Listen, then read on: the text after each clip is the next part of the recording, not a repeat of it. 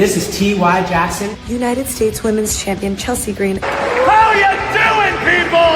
And I love pro wrestling. I love pro wrestling. Good morning, everybody. Good afternoon. Good evening. Welcome to the Brunch Gimmick. I am Lawrence Kurtze. We are live. Another big week in wrestling, as yesterday was AEW Wrestle Dream. Hi, I'm Maxine Dupree. And I'm Otis. Hi, I'm the sweetest pea, Christara. Mars, the specialist. And I love wrestling. And I love pro wrestling. And we love wrestling. Bottoms up, brains on. Welcome to Quizplex here on Love Wrestling, your pro wrestling trivia charity show. My name is Zach Ralph. I will be your host. This is God's Gift to Wrestling, Michael Richard Blaze. We are the Usos. This is Rachel Ellering. And we love wrestling. And I love And I love pro wrestling. Hello, Love Wrestling. It is Thursday night. It is 8 p.m. And you all know what that means. Well, you better know by now. It's episode 235 of this thing. I guarantee you there's like an 85% chance that's not an accurate number. Hi, this is Shazza McKenzie. This is Big Bad Boris. This is the Rhinestone Cowboy, Stephen Crow. And I love pro wrestling. And I love pro wrestling. And I love wrestling. If you're here, thanks for being here. It's for Exposure, Love Wrestling's Independent Weekend podcast, where we break down all the best happenings on the world of the independent wrestling side. I'm Penta. I'm wrestling. And what? I'm the alternative Anthony Green. And I love pro wrestling. And I love wrestling. And I love wrestling. I love wrestling. And you know what? Pentacero.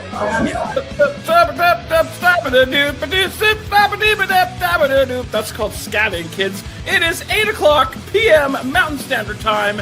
It is time for a excitingly fun, I hope, episode of Saturday Night Love. My name is Big Bad Boris. I'm Big Ben Ortman. Hi, this is Smiley Cody Rhodes. I'm Sky. And I love wrestling. And I love wrestling. And I love pro wrestling. Of course.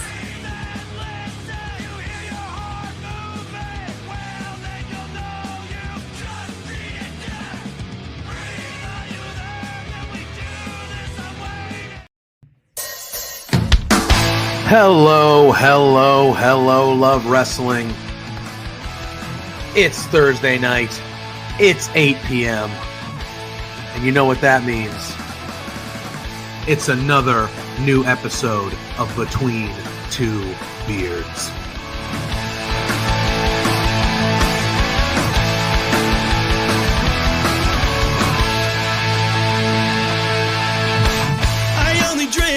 Can we start off with the biggest news of the week? The Rats lost!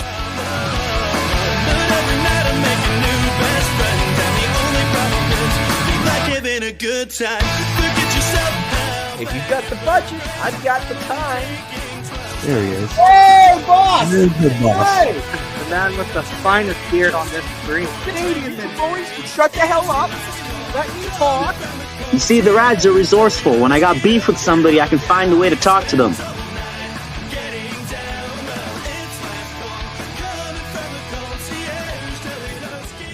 And listen between two beers.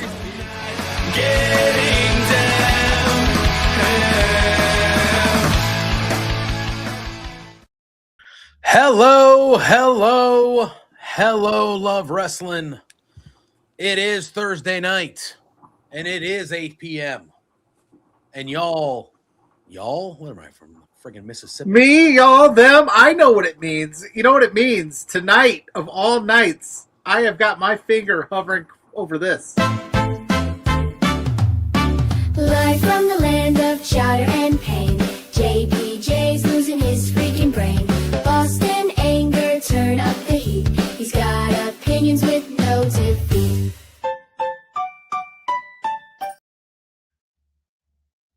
That was cute. Cute. And now, before you tell them, or why don't you tell them what it means? And then I'll tell you what tonight really means. Well, what I usually say is that it means it's another new episode of Between Two Beards. Yes.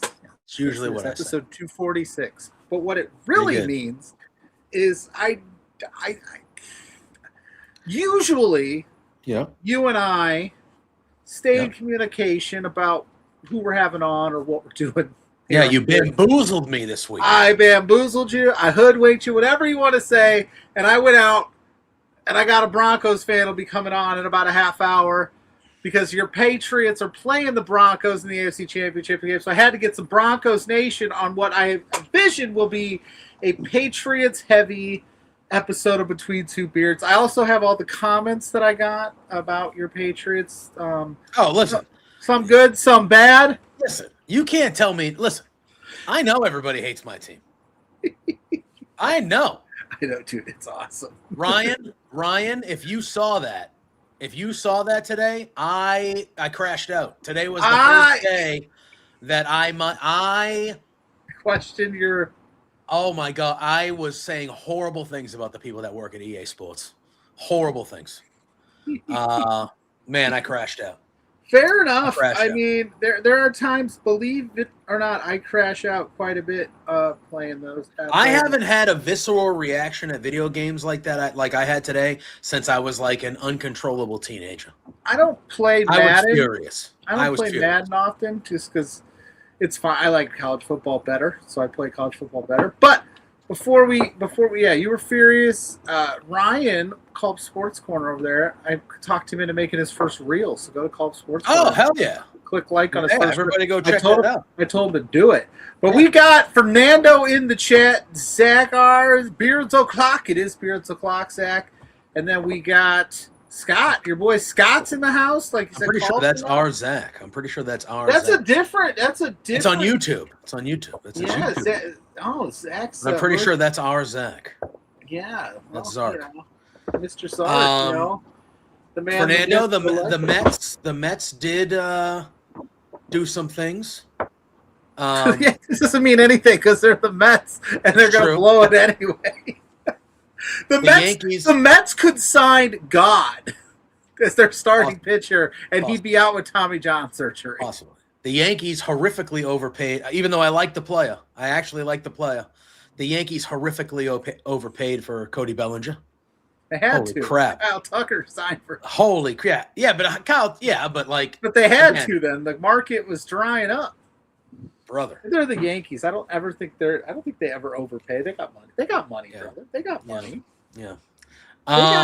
They got the cheese, man. They can make it happen. We're gonna, this whole show could be about the Patriots if we wanted to. It could be. We're gonna talk some Saturday night's main event. We're gonna talk some wrestling news, some Dynamite. Yeah, Dynamite was awesome last night.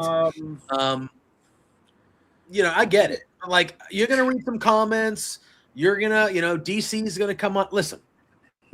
I got a video from our friend Tanner Lee, another resident Broncos fan that I haven't even showed you.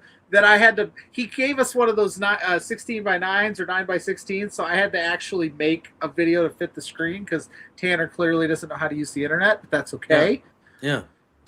I said Broncos Nation in that post that I made yesterday and got flamed for not saying Broncos Country. So a lot of those comments were like, "Hey man, Broncos shut country. Up." Oh yeah, let's ride. I was like, whatever, corny guys. Yeah. Like, calm down. Well, enjoy the ride with Jared Stidham, you losers. Anyway, that's the only thing I hate. It's the only thing I hate about it is if Bo Nix was playing, and I said this to Tanner literally the second after the Patriots won the game. I said, I think we were taking care of you either way. I thought I'm sorry. Bo Nix is I would say he's a good quarterback. I would say a good quarterback. Not one thing about him frightens me at all. When we have to play Josh Allen, even though he sucked last week and he was the reason they lost, but like, and when we have to play Josh Allen, my fandom, I'm like, shit. Yeah. Like, if there's Burrow, Mahomes, back in the day, Peyton, Roethlisberger, you would play these guys and you'd be like, fuck, this is going to be tough. They're fucking I hated them, but they were great. They were great. Yeah. Nothing about Bo Nix frightens me at all. of the 32 starting quarterbacks in the NFL, like if you ran into Bo Nix in a dark alley, you'd feel the most safe. I'm sure he's a nice guy. He seems like an all right guy. That's what I'm saying. But as I'm saying, in terms of quarterback play, you'd feel the most safe. You'd be like, this guy, I thought either way, and don't get me wrong, the Patriots haven't been world beaters here. They haven't played like tremendously well. The defense has, that nobody's going to talk about for the third straight week. Oh, they're playing a real they're finally playing a real team in the Chargers. That defense is good. Our defense played so much better. Oh, the Texans have the best defense in the league. Blah, blah. Our defense played so much better. And now, the Broncos have one of the best defenses in the league. Well, guess what's going to happen on Sunday? And again, I wish we were playing Bo Nix, because that stinks. All right, that stinks. I actually feel bad for him. I kind of feel bad for the Patriots. Yeah, because if we win, which I think we will, it's just another 2 weeks until the Super Bowl of people saying easiest fucking road ever, and you know who had the second easiest schedule in the league? The Denver Broncos. And go look at the numbers. It's not that much harder than ours. Nobody says shit about that though. Denver's great. Oh yeah, they were great. Yeah, they're the land of chowder and pain. JPJ's losing his freaking. I have it on audio so I can see your face while you're yelling. But it's just, what? You know, and then you'll get to go to the Super Bowl against Sam Darnold. And listen, well, I think either one of those teams. I think either AFC team, is going to have a tough time with either of those NFC teams. But again, here's another difference. If the Patriots make it to the Super Bowl, they might lose to either one of those teams, but I guarantee you it'll at least be a good game. If the Broncos make it to the Super Bowl, they're getting their fucking asses beat by either one of those teams. Either one of them. At least the Patriots will make it a game. I feel confident in that. Well, in the chat, drop your predictions on the AFC Championship game. Hit that like button, hit that subscribe button, share this out to your friends. And if you're feeling inclined, leave us a super chat to help us keep the lights on here at Love Wrestling. Yeah. Do all those things. We'll guarantee that statement or question gets read on the air. And then, like I said, our bosses will keep us on the air. Yeah. So the thing I hate, sorry, I went on a tangent there. Yeah, you did. The thing I hate is that if Bo Nix was playing, the Patriots would be going in there as an underdog. Probably not a big one, but they'd be a 3.5, 4 point underdog. And they'd be kind of playing with house money. You know what I mean? Sure. Like they were 4-13 last year. 14 wins this year in the AFC Championship. No matter what would have happened, even though I think we still would have won. No matter what happens, it's a different thing. It's just they're playing with house money. It's like, holy crap, great season. They lost to Denver in Denver. It's tough, blah, blah. But now that Bo Nix is out and a backup who hasn't thrown a pass since 2023 is playing, now the whole dynamic is different now because if the Patriots do lose, it's like an abject failure. Yeah. And that sucks. Even though I think if they lose, they should be embarrassed. Fun fact, if you leave a super chat talking bad about the Patriots, I'll read it on the air. I don't think JP I'm not going to read it. But I'll read it too. That's jealousy is all that is. I will read it. So if you feel some of these fans that, some football fans that are great listeners of ours, their football teams, they've been waiting 20 years to get to a Super Bowl, some of them. Yeah. And then you got my team, who everyone was like, oh, thank God, Brady's gone, Bill's gone. Yeah, it didn't take too long. Didn't take too long, did it? Well, there's something in the water in New England. You know? It's all those New England three-ways, dude. That's the secret sauce, dude. Kelly's roast beef, baby. Hell yeah, dude. I need you to I wish I could get those shipped to my house. I wouldn't we didn't go to Kelly's. Kelly's is like the McDonald's of the three-way. Like they're like that kind of level of branding of the three-way. They kind of have a bunch of them. But you got to go to the place we went to was a little place called Tessie's in Tewksbury, in a town called Tewksbury, Massachusetts. Yeah.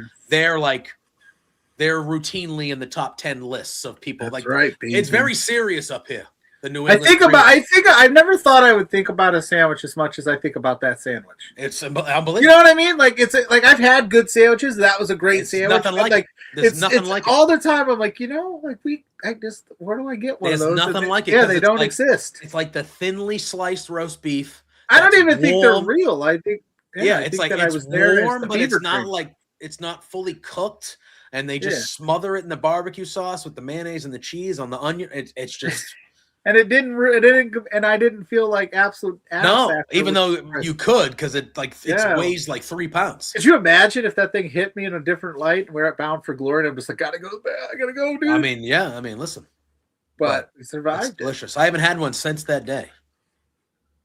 I haven't had one since that day, so I might be overdue. We're getting 2 feet of snow this weekend, Pluggo. Yeah, you might want to get a couple before you have to go We're out. getting 2 feet of tomorrow, if I can get out of my house, because we're getting a bunch of snow and a bunch of really frigid weather, I'm going to load up on and then not leave and do anything this weekend but watch wrestling and play with my kids if they can, stay out of trouble. But you mentioned TNA. Speaking of TNA, their debut was last night. Their second episode on AMC is in an hour here. What'd you think of that debut there, JPJ?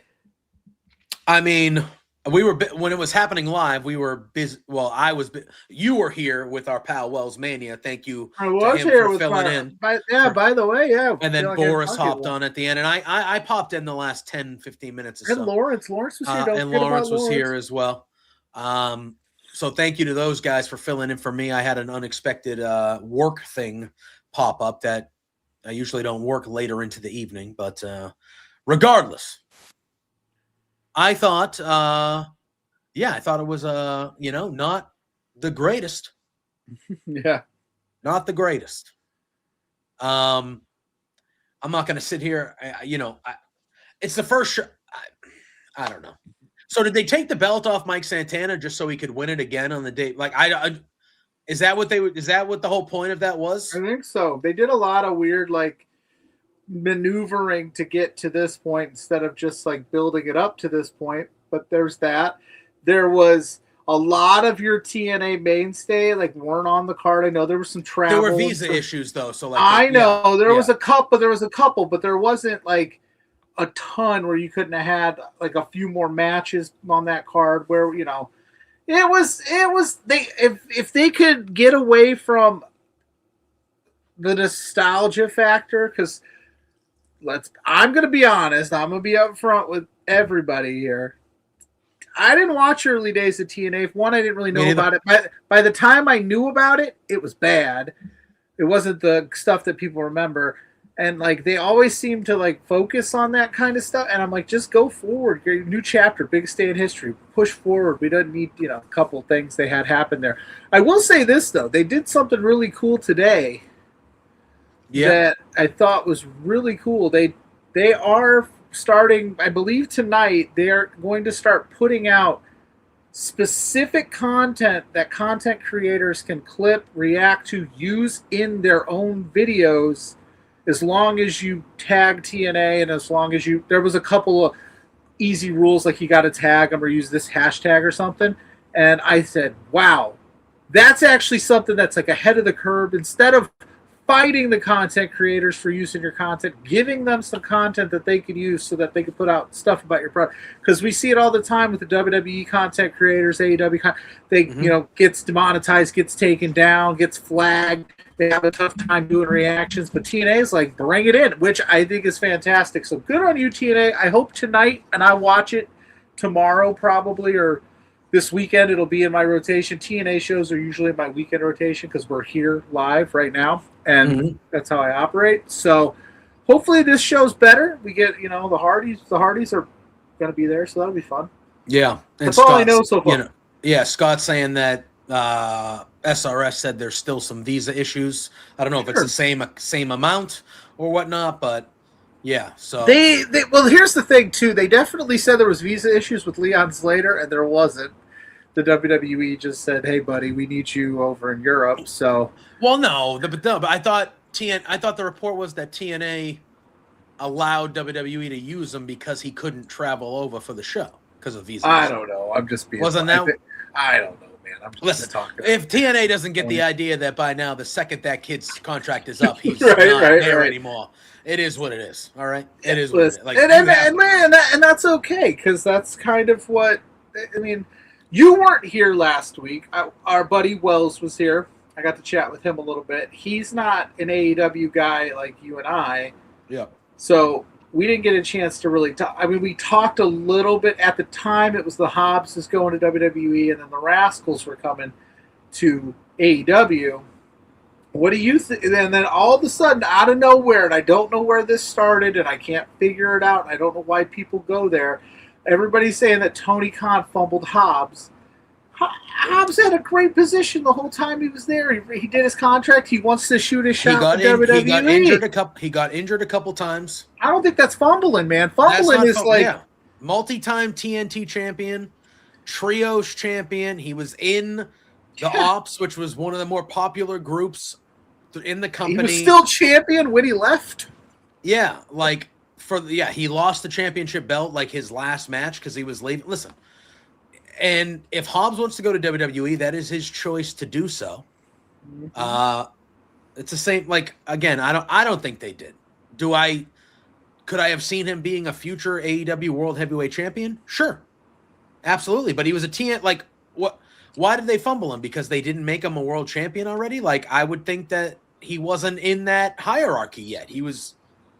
Yeah. I don't think that's true at all. I was gonna say. I mean, if you want to say he fumbled Ricky Saints, I could buy the logic there. If you want to, if you wanted to say that, okay, that makes sense. This one, if you want to say, I don't think he fumbled Hobbs. I thought it was a weird narrative that was spun this week, and I was like, come on, guys, what are we doing? What are we doing? No, but I think he's gonna do well in WWE. He's obviously gonna do well in WWE. Yeah, he looks like $1 million. Listen, we love AEW. We're going to talk about Dynamite last night, but we love that program. We love that company. But we also are not naive. At least I'm not. Maybe I don't want to speak for you, so you can tell me yes or no. But we're not naive to know that WWE is still the top dog in the yard, right? Yeah, that's still the dream of a bunch of wrestlers. Now, the narrative over the last, let's say, 10 years has changed, where it's not as maybe 5 or 6 when AEW came out. Maybe that's not necessarily everyone's dream now. There's new avenues to go to. But a lot of these wrestlers, that's what you watched coming up. That's what you watched growing up. And, of course, you want to shoot your shot there. And that's not to say that AEW is a minor league company. It's not. It's just I want to see where I stack up where Stone Cold Steve Austin wrestled or The Rock cut his – you know what I'm saying? Yeah, for sure. Who wouldn't want to try that? And I know there's some people that wouldn't, and there's exceptions to the rules. So I think it's silly to say that, he's fumbling him, and then he wants to try. Blake Monroe, she did the same thing. I don't think people gave her shit too. Yeah, I don't think TK fumbled her either. I just think that she did the same thing. She said, you know what? I want to go over there, give it a try. And guess what? I bet you tomorrow, if Blake Monroe was a free agent, she'd be back in AEW. I bet Tony Khan would go, you know what? Yeah, because he sees. If she wants to do that, though. That's what I'm saying. Yeah. I don't think he's sitting there like we are going, oh, she never going to what a traitor. I bet he's going, okay, well, we tried to keep her. We tried to offer the money. She made a decision. Her contract's up. Maybe there's a spot for her at AEW, I'm sure. Or Hobbs, same thing. They even said they left on good terms. Yeah, left on good terms. It wasn't, Listen, some people, like I said, if he wants to go to WWE, he can go to WWE. I would have liked to have seen him stay in AEW, but I also think he's going to do pretty damn well. Whether it's, I think he actually could debut in the Rumble, to be honest with you. I feel like. Yeah. You think he goes to NXT? I thought he would. When I talked to Wells last week, I didn't have a ton of information, and I didn't have anything like that. So I was like, there's this hole in NXT in the main roster or the main card part men's of it. Roster. Men's roster, and Hobbs would fit right in there. Obafemi's out of there, so another big dude to fit in that top of the card. Great. But if you think he's main roster ready, I think so. I just don't know where you would put him on the main roster right now. We already talk about this log jam at the top. It's especially at the top. Well, listen, he's way too young for that. Sure, but those guys all need to. I know there's an extra hour of SmackDown now. How's that going? But I didn't watch last week. SmackDown's been okay so far. The first couple have been, but you know why SmackDown's been okay though? Because SmackDown has it has fresh faces on it. Trick Williams is up there now, and that's a fresh face. They're doing good stuff with Ilya. My man, Kid Wilson. Yeah. Like SmackDown's doing different things, which I think is making it seem fresh. Carmelo Hayes continuing the U.S. Open Challenge and having bangers. Him and Leon Slater was insane last week. Yeah, it's got good stuff on it. I just didn't know how the 3 hour. I don't sit through. I think Drew being the champion as well is a breath of fresh air. Not me. Of course. I love Cody. I love Cody, but you needed something different. And I think Drew being the champion is a fresh. We've been sitting there for like a year saying that. Like, God, give the guy the shot, give him a chance. And I'm glad he's got it. So I think SmackDown has like, they just do more different stuff, whereas Raw is pretty formulaic at this point. It's pretty same. You know what I mean? Like and look at Raw had an unbelievable main event with Finn Balor and him doing the old music because they were in Ireland. Like I knew he wasn't going to win that match, but that's where that guy belongs, dude. That guy is still a main event absolute star. Hopefully he will become like this, like that.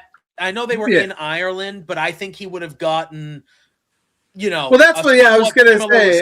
Anywhere, I feel like everybody on the internet that was like, it's because they were in Ireland, that's why he was so over. No, I think listen. Yes, you're right, 100%. But that dude is incredibly talented. Yeah. There's a reason they put a rocket to him when he came up. He unfortunately got injured, but everything that he does works. And the second they decide, and maybe this will be the catalyst for it, that they go, oh shit, we got Finn Balor, babyface, main event is seen again. Your people are gonna be like, oh shit. Like, you give him that. You give him that old music back, which is a great touch. But you give him that old music back like that, and you make him Finn Balor again, like that guy.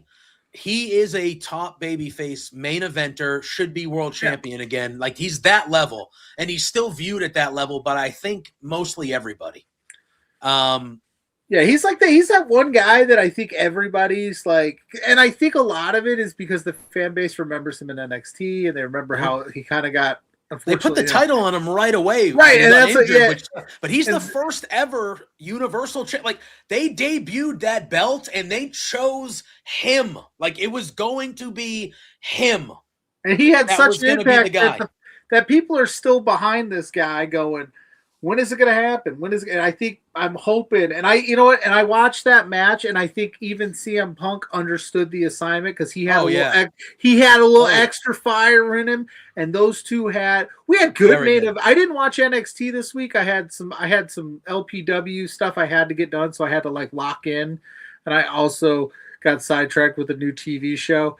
We'll talk about it later. But I meant like 8 main event on Raw and Dynamite were fantastic. Hopefully NXT's killed. I don't know who was in the main event, but they seem to be going in a new direction. But we had great wrestling on television this week, man, from what I saw. Yeah. I was pretty happy about it. Yeah, we did. I just wish WWE wouldn't have to go overseas to make it happen. Like, let's make it happen weekly. Let's get back to that formula. Worked on Monday. There was a lot of good. It was much better than last Monday, because last Monday felt like a lot of like talking and ads to get us just through the show. This Monday really felt like we had some substance, because we're getting into the Saturday Night's main event and Royal Rumble week. So I was very excited about what I saw on Monday, even though it was at 2:00 in the afternoon and I missed the first half an hour. And had to circle back because I was at work, because I have a job, a shoot job. So if you want to help me leave that shoot job, drop a super chat. What the hell, man? Comment, like, subscribe. I want to help us out, man. I just want to stay home and just chat wrestling. I don't want to have to get up at 5 a.m. tomorrow in an Arctic blizzard and go to work. Unbelievable. Help me. What is this? What is this life? No. But I thought Raw was very good. Mm-hmm. You know what I also liked is, I know Cody was the first guy last SmackDown, but like finally, there were 60 spots in the Royal Rumble open, and one person 13 days out was like, I think I'm going to want to be in the Royal Rumble. We talked about that last week. I go, Wells, I'd love to talk to you about the Royal Rumble matches, but nothing has been announced, which is good and bad. And then all of a sudden, Cody's like, I got you. Yeah, Cody's like, all right, I'll be the guy. I won the last two. Which, you know what? Which makes sense that he was he won the last two. All right. Him being the first guy makes sense to me, but he couldn't have done that a week earlier.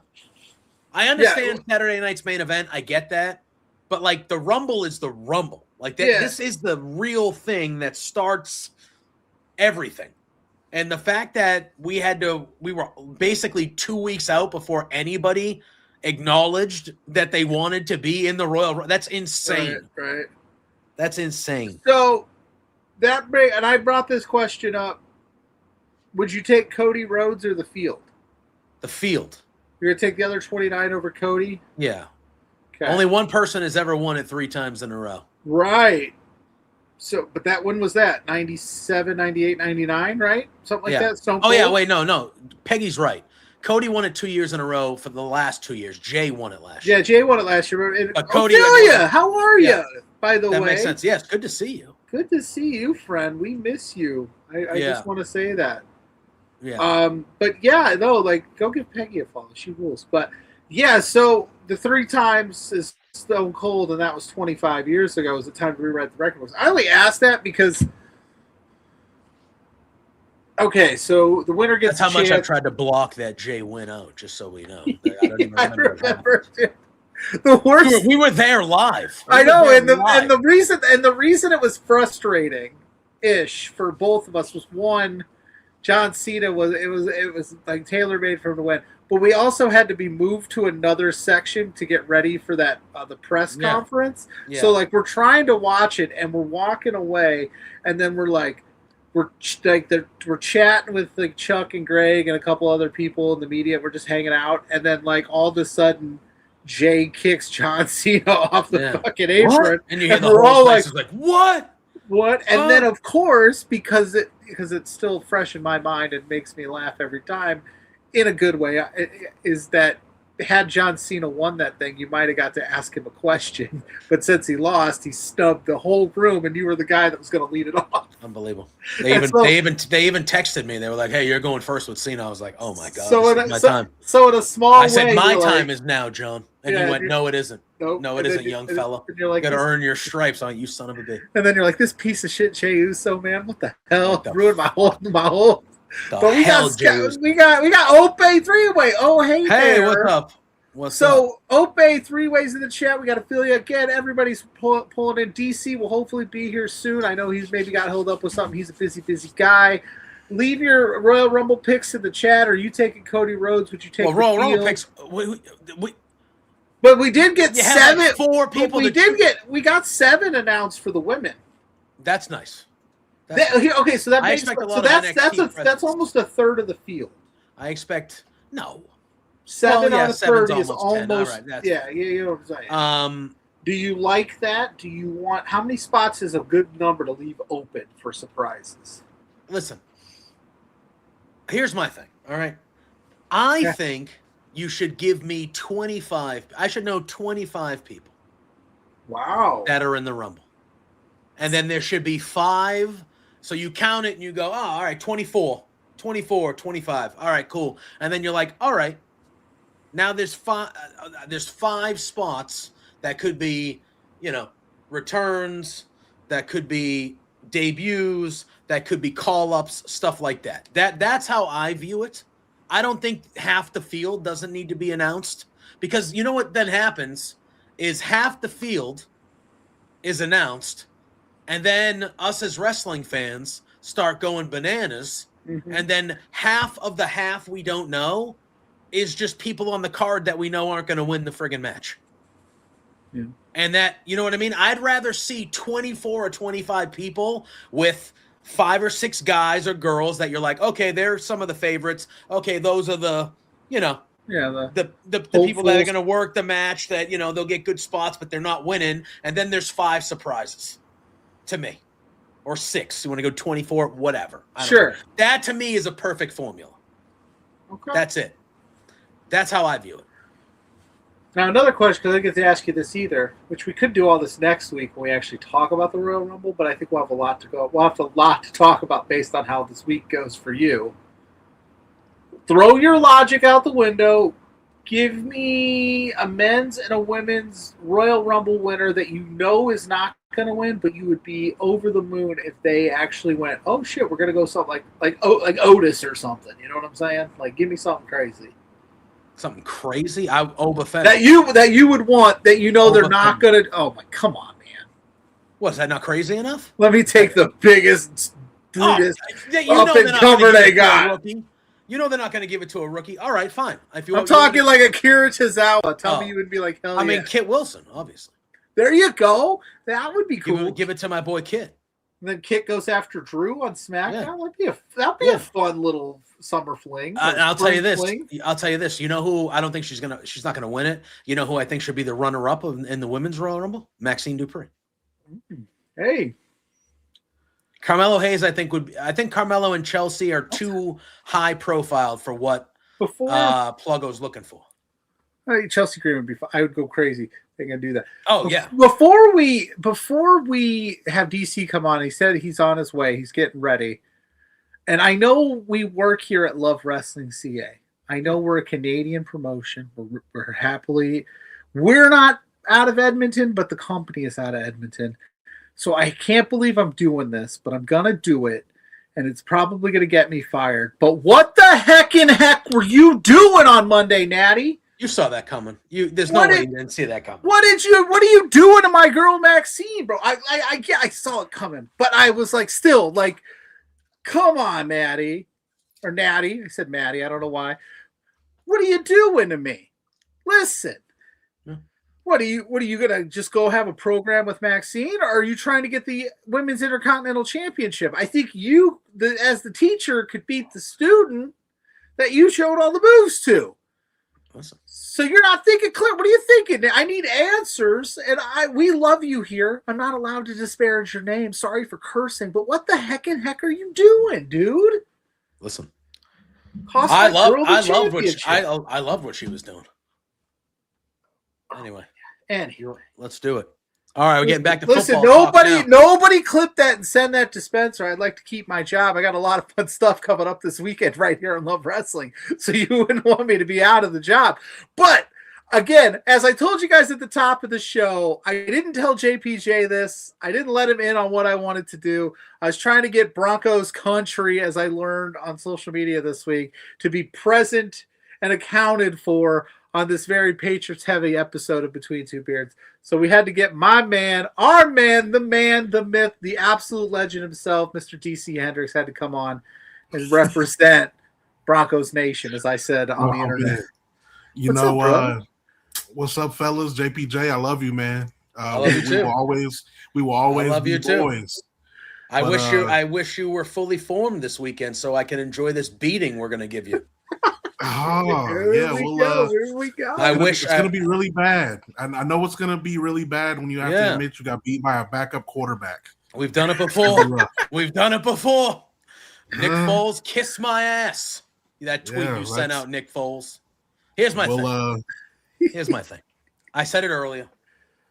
I don't like if Bo Nix is healthy. We're going in there. We're anywhere from a 2.5 to 4 point underdog. I feel like. If Bo Nix is healthy.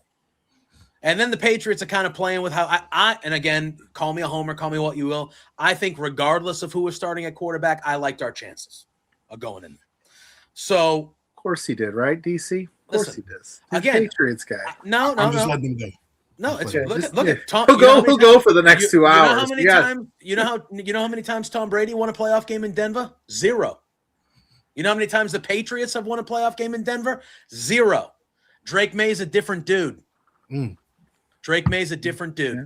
And I like Vrabel. Vrabel's the kind of coach. He's going to get the players right. My thing is, for the 3rd week in a row, everybody is talking about the Patriots' opponent's defense, but nobody is talking about the Patriots' defense, who has arguably been the best defensive unit in all of the playoffs, better than those other defenses. I agree. And if you hear the defense talk, Milton Williams, who I didn't like a few things he said this week, particularly about Stidham, kind of dismissing him a bit. I don't like that type of shit. Yeah. Even though I feel similar. But I don't like you talking about that openly, idiot. But Milton Williams was asked after that game with Houston last week, and he said, hey, how'd you guys feel? And he said, I felt disrespected because everybody was talking about their defense, but nobody's talking about our defense. And I think they're playing with the chip on their shoulder. And our defense is the reason why we are in the AFC Championship. Our offense has been fine. Drake May has made the plays he's needed to, but they have not been great because we've been playing great defenses. I mean, let's not act like you don't have Stephon Diggs. Like, let's relax. Like, he's not the Stephon Diggs you think he is. Like, he's still great. Don't get me wrong. I love the guy. Still top 10 at the worst wide receiver in football. So let's not act like that offense. But Surtain will take care of him. Surtain's a shutdown guy. He'll. It's not going to be about him. I don't.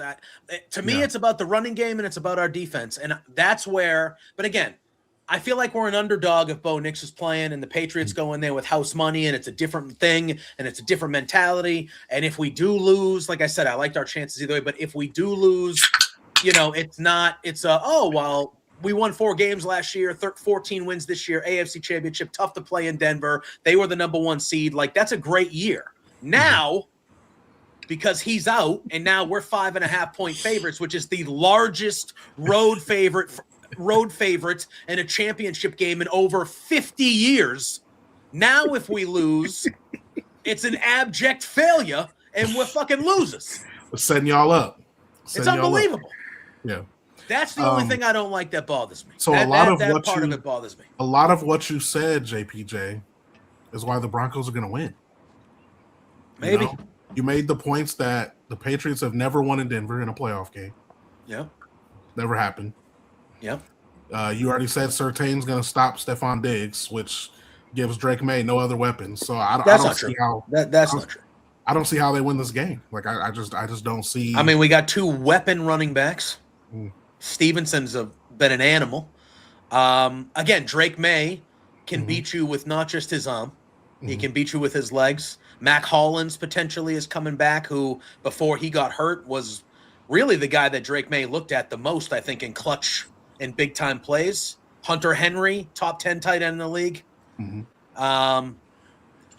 Again, that's just talking offense. I don't think we're going to need to score a lot of points because I don't think Jared Stidham. He's not going to listen. The way that I'm viewing it is he can't play any worse than CJ Stroud did last week. He can't. He can't. I don't think anybody could play worse than CJ Stroud did. No, that was rough. Yes, he can't. Okay. However, do I think he's going to? He hasn't thrown a pass since 2023. There's a part of it. Do I think he's not going to know what to do and not know how to play football? No. I think he's going to be all right. I think he's going to be, but he's a backup quarterback that shouldn't be in this situation, that hasn't thrown a pass in 2 seasons. So I don't really think it's going to be about the Patriots scoring 30 points or having to score a ton it's got fresh legs. It's fresh. Yeah. I don't think it's going to be about Drake May or the Patriots having to score 25 or 30 points against a slightly overrated but good defense. Ooh. I think it's going to be Stidham the same way I thought about the Texans game. Slightly overrated. Come on. Slightly overrated. You have Patrick Surtain. You have Patrick Surtain and that then a bunch of very good guys. 13 games by themselves. Yeah.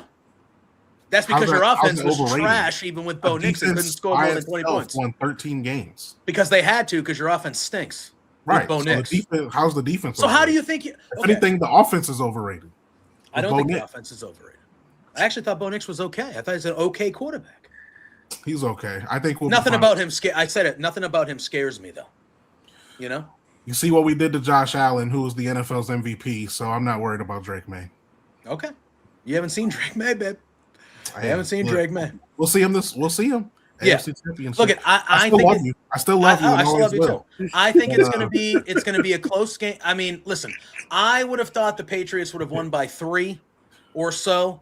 If Bo Nix was playing like a 24-21, 17-14, like that type of battle. Now that Stidham's in there, I expect it to be, like a 24-14.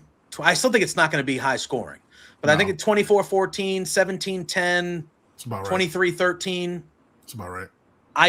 I would be, again, I know we lost to a backup quarterback in Nick Foles, but Nick Foles was a starting. Like Stidham started he's not four career. not like he's not. It's not the same to me. It's not the same level. Sean Payton is a great coach, and if there was ever going to be a coach that would get somebody ready to play this game, it would he's one of those guys. If there was ever a coach to be like, a bounty gate might be a good idea for this game. Wow.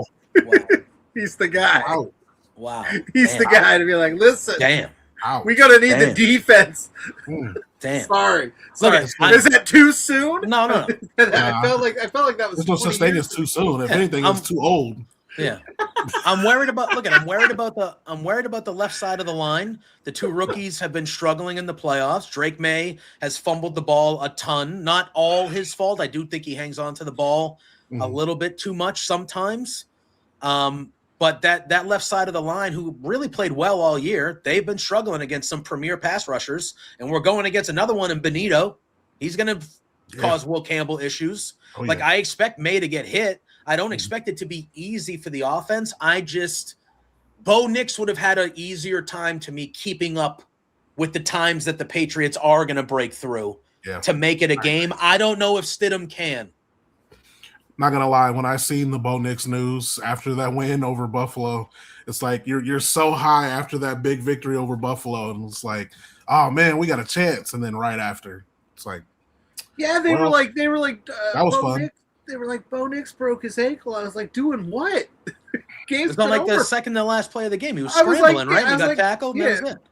But they hadn't at that point assessed what was wrong, so you were just like, oh, he tweaked his ankle, and then all of a sudden they're like, he's out for the season. And I was like, did he fall in the locker room celebrating? What happened? It's a killer, man. I felt bad. This would have been a whole other conversation, but so it puts a damper on it because now when the Patriots do win, it's just like, oh, they beat a backup quarterback. Exactly. I have to listen to 2 more weeks of everybody. They were supposed to.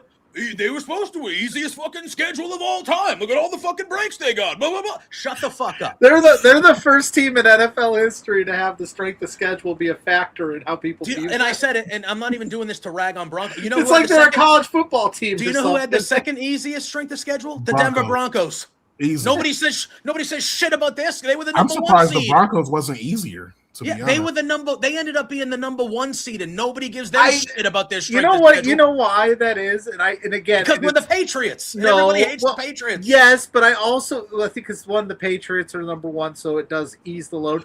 But but DC's Broncos do still play in the Chiefs division, and the whole year everybody goes, well, the Chiefs are just going to get going, right? So everybody's like, oh yeah, they're struggling a little bit, but they're going to get going.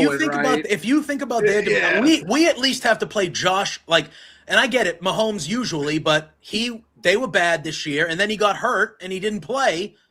Then you got to deal with the Raiders. He plays the Raiders twice a year, worst team ever, and then he deals with the Chargers, who are frauds. Justin Herbert? Fraud. What?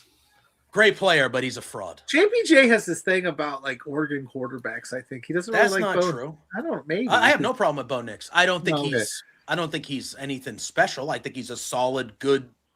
Do you think? Okay, Justin Herbert. Go on. I can't. Look, I'm just going to ask if Justin Herbert was a Patriot. Do you think he'd be in the spot? No, I don't think. Yes. Here's my thing. Talent-wise, he's insane. Yes, he's insane. 700 yards. Yeah, he's insane. Mm-hmm. And I don't even think this year was his fault because his O-line was decimated. No. But he's had 3 career playoff games, and he has played like absolute dog shit. Not even just lost good games. He has played. He had a 27-point lead in one of them and blew it to the friggin' Jaguars. And not these Jaguars, the old, the terrible Jaguars.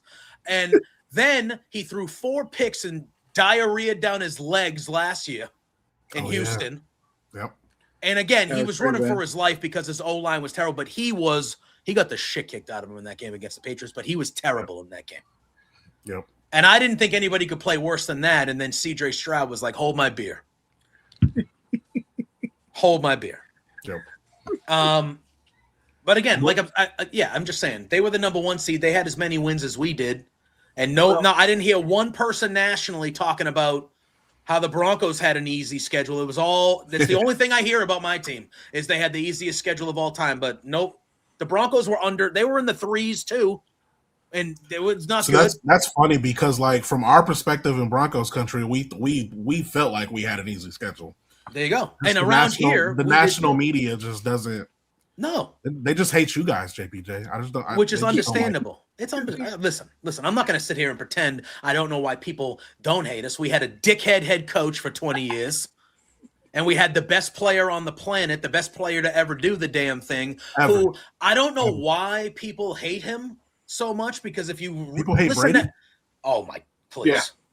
please. How can you hate the greatest of all time? Because people are jealous.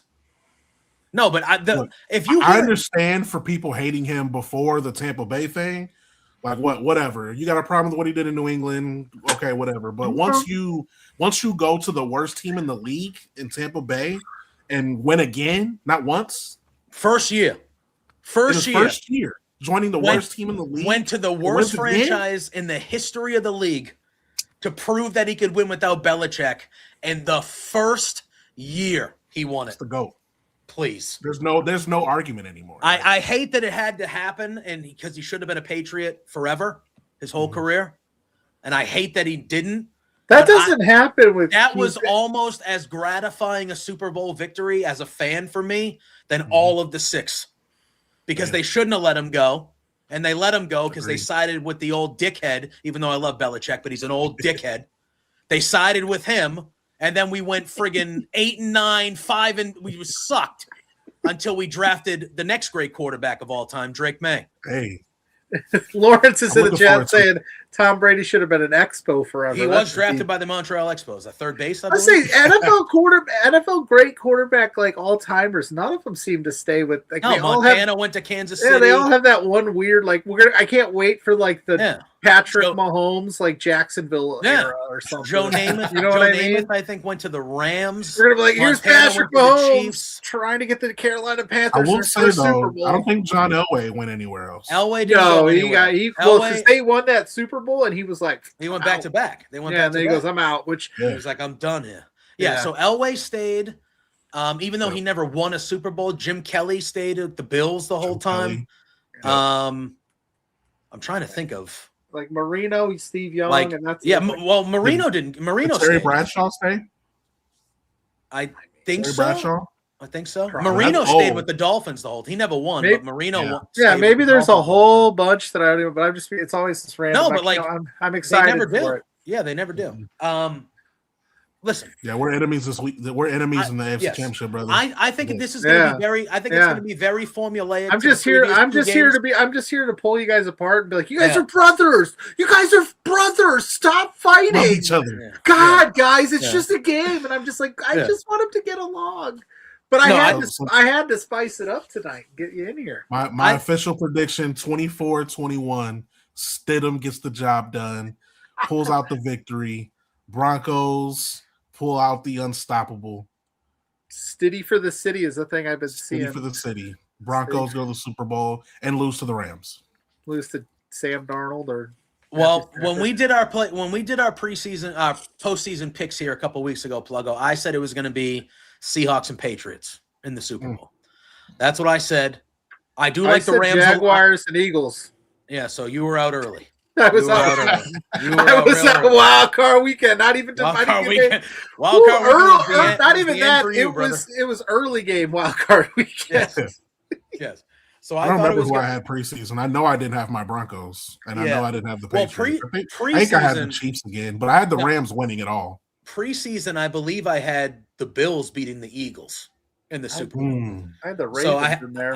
I had the Bills and Josh Allen getting the job done. I had to stop picking the Bills, man. I've picked them so many times. I'm like, at this point, I'm just over it. Yeah. I give up. Yeah. They got but we made our picks once we had the postseason bracket, and I went Patriots Seahawks. Ooh. That's what I went. Ooh. So I think either one of what I said was no matter who wins in our game, I think we're going to have a tough time against either one of those teams. I agree, 100%. A tough time. But what I also did say, no offense, I love you, is I said that if the Patriots make it, it will at least be a good game. And I said, if the Broncos make it, they will get their asses beat by either one of those. With Bo Nix, we have a different discussion. But I agree. Maybe Bo Nix will just spend the next couple of weeks in that hyperbolic chamber thing, get right, TO style, and just remember when TO did that for like. He's already made. It was against the Patriots. Media and everything. He's done. Yeah, but hey, professional wrestling. He's done. He's gonna come out that salmon jacket, Mark Henry style, and be like, "I'm done," and then he's gonna drop the crutchers like Seth. Yeah, then he's gonna be like Sam Darnold. I'm back, baby. And then I'm sticking with the Rams. I don't. To me, it doesn't really matter who wins this game. I love my Broncos, but especially without Bo Nix, if they win, there's no way. And then even if the Patriots go. I'm with JPJ. It's going to be tough. I think the champion comes out of the NFC. My official pick. So last week I picked the Patriots to beat the Texans 28-17, and the final score was 28-16. I was close. I think the final score of this game will be 24-13 Patriots. I don't think Stidham. I think it's going to be very formulaic of all the Patriots playoff games this year. I think it's going to be a 3 to 6 point game at half. Either way, 10-7, 13-7, something like that. And then I think the Patriots in the second half kind of open it up. And I think because of the inefficiencies, this time being via injury to the Broncos, I just don't. I think at some point the Broncos are going to go down 10 points, maybe. And I think Stidham's not that. It's over. I don't think it's going to happen. It's over. Yeah. Like if they go down 20-10 in the second half, mid-third quarter, I'm sorry. I don't think Stidham can. I don't think he can do it. If you're getting Baylor, Jared Stidham, then yeah, it's over. But if you can get Auburn, Jared Stidham, bro, that was a different breed. And you have to keep in mind the team that drafted Jared Stidham was the New England Patriots and Josh McDaniels. Josh McDaniels also brought him to Las Vegas with him.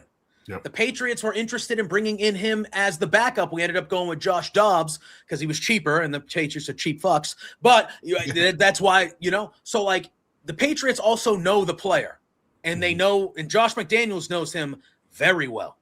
So he knows what he's good at, what he's not. I just think – I don't know. I think if the Patriots can take a 2-score lead at any point during this game, I feel like we do not give that up. Against Bo Nix, we could.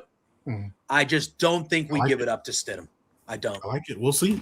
We'll see. I'm personally rooting for you, DC, just because I know next year it's over for you in the AFC West as Fernando Mendoza and his giant set of Heisman balls come into the division. Well, let me ask you guys, because I know, Pluggo, I know you don't support Indiana, but you're both Indiana boys. The state has to be going fucking crazy. Yeah, it's nuts. It's nuts to wake up and realize that Indiana's at the top of the mountain in college football. Yeah, Pluggo's you're a Notre Dame guy, I assume. I am a Notre Dame guy. Now, listen, I don't hate Indiana. I grew up as a kid into my teenage years, watching IU basketball with my grandma. That's how I was. Cubs baseball. Cubs baseball, Bobby Knight, IU basketball, that's how I was raised. So, I always have this soft spot for IU, but I'm a Notre Dame fan. That's how I operate. My buddy the other day even told me, we're texting during the game, and he goes, yeah, dumb decision back when you were a kid not to just stick with IU all across the board, huh? And I went, yeah, I should have went there. But it's cool to see. It's cool to see Indiana rise up like that. It's cool to see the state on the map in the college football sense in a good light, because I know the last couple weeks on the Notre Dame front were all trash talk and stuff. So, and listen, I've never really been a big Carson Beck guy, so kind of glad to see him get snubbed in his 7th year of college. Yeah, I was gonna say he's 30 years old. Dude literally dropped his kids off at daycare before the national title game. Bros, I gotta go get this mortgage. I gotta go graduations. He's like, I gotta go get this mortgage payment money. His kid's graduating elementary school, going to playing college football. Well, and the kid from Ole Miss, isn't he suing the NCAA for his 6th year of eligibility? Well, the reason he's suing is because they let 2 or 3 other people get a 6th year and not him, and they didn't explain to him why. Why are you in college for 6 years? Because the nil money, they get paid. They get paid pretty good to stay. Listen, Trinidad Chambliss is an electric college football player. I don't know He's not big enough. Like, and he's small for. And that's why he wants to stay. He can make $5 million at Ole Miss, or he could get a 5th round flyer that makes what guaranteed like $1 million, maybe. Can he turn himself into a wide receiver or something? He seems like an athletic kid. But Edelman, like other people have done it. Edelman did it. There's other guys. He comes to mind. He could, but why when you have $5 million sitting there, go? I don't know. Maybe because you're like 25. You shouldn't be in college anymore. Listen, I'm sitting here in my freezing basement in a winter storm going, hey, listen, I would take $5 million to stay in college. I get it. So I'm not in that position to say no. There's some 19-year-olds that would like that opportunity too, grown man. That's true. The hell? It's the Wild West out there right now. But they'll hopefully get it figured out. But yeah. How long we got you for, DC? I got a couple more minutes. I did want to weigh in real quick though. Yeah, for me, the IU thing is I'm happy for him. Just happy for the state, honestly, because we don't have a lot to cheer for here. I mean, all of my favorite sports teams, they're all over the place. Yeah. I have my reasons why I like my sports teams. Like, I live in Indiana, and I'm a Broncos fan. Obviously, there's some story to that. I'm not just, picking up. It's not like I'm picking a winner or something. The Broncos won 3 Super Bowls. It's not like I'm jumping on a bandwagon or something. Look, I lasted through Jake Plummer, okay? Hey, man, he was all right. He beat Tom Brady. Shouldn't have. That was a Brock Remember when you guys signed Brock Osweiler, all that money? Oh my goodness, don't even. Like, he's going to take over for Peyton Manning and be great. I remember the Kyle Orton days, man. Kyle Orton, it's been rough. So it's not like I'm just jumping on a good bandwagon or something. But for the state of Indiana, it's just awesome to have something to cheer about. The Colts, not a lot to cheer for there. I'm a Purdue fan, so I naturally hate IU. Naturally, I just despise them. But if somebody is going to win the championship, I guess I will go for an Indiana team. I hate Miami too. I've never liked Miami in their program. So as long as we got something to cheer about here in Indiana, get some buzz in the sports world, it's good times. I mean, the Pacers did good, went to the finals last year, so it's a good time. Anytime we can uplift sports in Indiana, I'm all down for it. That especially down in that Bloomington, Indianapolis area, the city gets popping. They get behind anything that goes like I was there for Wrestlepalooza. We were all there for the Rumble. Like, that city will get behind these events, and when their sports teams are booming, there's nothing like it in the state of Indiana, man. I'll tell you that. And I personally love, as much as I hate the schools that have won it, I love that the SEC hasn't sniffed a title in this new era in 3 years. I love it. It makes me so happy. I hate the SEC. Yeah. I don't hate them. I just hate this narrative that they are the God's gift to football and that nobody's better. And it's like, okay, you guys are good. Don't get me wrong, but your bottom is bad. You guys act like it's our worst SEC team could beat what? No, you couldn't. So, I despise the SEC.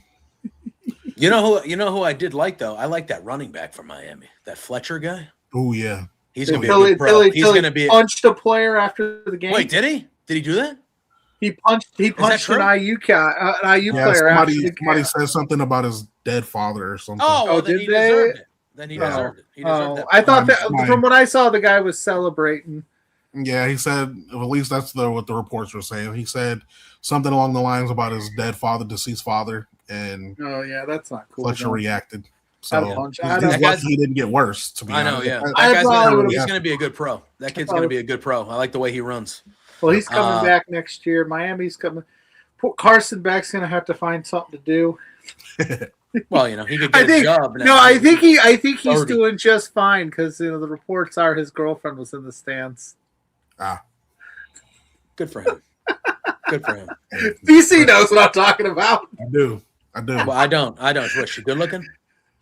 What? She's something. Yeah. She's a porn star. She was the porn star. They kept flashing to every 2 minutes. Everyone's like, "Wow, the cameraman is clearly a creep." He knows. That's right there. Listen, I don't. Is she like a famous girl? Is she? Listen. The second she was on the screen, everybody knew. I literally had to. I did not know because that just happened. I didn't know who. Well, you might not be as big a connoisseur as some. Yeah. But apparently they even made her. Does that make me a bad person that I knew? Like, what was stupid? They made her apologize for going to the game. I'm like, Yeah, I what see the hell? that. She's That a was student fun. there, just being a fan. It's not her fault. The cameraman kept flashing. to her. What's the quarterback's name? Carson Beck. Carson Beck. That cameraman knew what he was. That cameraman knew what he was doing. Yeah. Out of everybody to show. JPJ, all I'm going to say is if you have a significant other that checks your phone, delete your browser history, my guy. First of all, I already told mine. I told mine about her. There's way worse than that. She's like, well, who's this chick that everybody's talking about? That was The funny thing is, the craziest part, she's like a legit like Miami Hurricanes football fan. Like she posts videos like on her socials. Like I saw some of them. Like she goes to all the games and she goes to school there. Like, and that cameraman just made her out to be some villain for no reason. Yeah, I mean, he probably just wanted to look at her. Yeah, that's all he was doing. That's why he's probably like, I'm just going to keep on showing her so I can look at her. To be honest with you, but yeah. All right, fellas, I'm about to hop off here. I gotta go. All right, my man. Good luck, but not really. This I will, weekend? JPJ. I'll talk to you after the game's over. Until then, don't talk to me. Don't That's tweet fair. me. That's fair. We are no longer friends until the game's over. Okay. Perfectly okay with me. DC, I love and appreciate that you carved out a little bit of time to come on. I pitched it as I want you to talk some smack to JPJ. You did an awesome job. Hopefully, we can get you on here in a more longer form situation down the road. Maybe when your Broncos are in the Super Bowl, we can have you on to gloat a little bit. What year is that going to be? This year, 2026. I'm rolling with my boy. I'm rolling with my boy, DC. DC, we appreciate you, brother. Have a wonderful night, my man. Thank you. Always good to see you, fellas. Take care, okay? Thank you. Take it easy, brother. Have a good night. Lawrence is here. I Yeah. didn't know Lawrence was coming. I was just watching it. I'm going to give like as unbiased a picks as possible. Before you do that though, I want to keep the Broncos real quick. I got to play this video. I was going to play it with DC. We didn't have a lot of time. We went down some tangents. But our boy Tanner Lee, another Broncos fan. Broncos fan. So before you make Lawrence, Yeah. you make your unbiased opinion, I want you. Actually, fun fact on this video, I watched it. Tanner Lee spit some facts, so I want you guys to converse about it here after it's done. Yo, JPJ, my friend. Huge game coming up Sunday. AFC Championship. See who goes on to Super Bowl 60 in Santa Clara, which the last time the Super Bowl was in Santa Clara was Super Bowl 50, in which my Denver Broncos were victorious over the Carolina Panthers. But I know we're not here to talk about history today, because if so, you bring up how your boys, the Pats, have tons and tons of Super Bowls. 7 of them. Brady, Belichick, Kraft, Edelman, Gronkowski, etc., etc. Kraft's still there. The rest aren't. All the guys from the Super Bowl 50 team on the Broncos, they're gone. So I guess there's no reason to bring up history, even though you will want to bring up all those Super Bowls. And, you know, if we were going to talk about history, I could bring up the fact that the Patriots all-time in postseason play in Denver are 0-4, including 0-3 with the GOAT himself, Tom Brady. 2006, losing to Jake Plummer. 2013, losing to Peyton Manning. You know, little conference championship shirt there. 2 years later, 2015 season, 2016 for the game, another conference championship shirt there. And that's the last time the Broncos have been to the AFC Championship, let alone hosted it. Patriots, more recently, but still a little while for you guys too. You know, this should be Drake May versus Bo Nix. Maybe possibly a new Brady versus Manning rivalry for the NFL. But unfortunately, Bo Nix fractured a bone in his foot, out for the postseason. So in comes Jared Stidham, a guy you're familiar with, a guy you guys drafted in the 4th round out of Auburn, but then went with Cam Newton instead. So I'm sure all you New Englanders, all you Pats fans, are very confident. As you should be, right? Backup quarterback. Quarterback you know a little bit, especially your OC Josh McDaniels, who I could go down a rabbit hole and talk for a long time about my disdain for that guy, first time in Denver, was Stidham's coach in Vegas when Stidham started a couple games for him. But I wouldn't write Stiddy off yet. third year in the system under Sean Payton. All I got to say is if he plays a good, clean game with that Denver Broncos defense, who forced Josh Allen into 4 turnovers and the Bills in total 5, watch out. I know New England's tough. Drake May's good. Got a good defense, got a good run game. Drake May's been putting the ball on the ground a lot this postseason. So we'll see if that Broncos defense that finally forced the Bills into some turnovers, if they can do the same, could be a fun game. Good luck, my friend. But in the end, go Broncos. I was definitely going to talk a little more trash here, but hey, Yeah. he laid out them facts.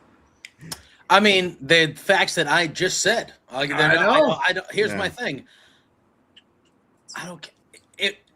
Jared Stidham wasn't a rookie when he was battling Cam Newton for the starting job in 2020. He wasn't a rookie. He was in his second year.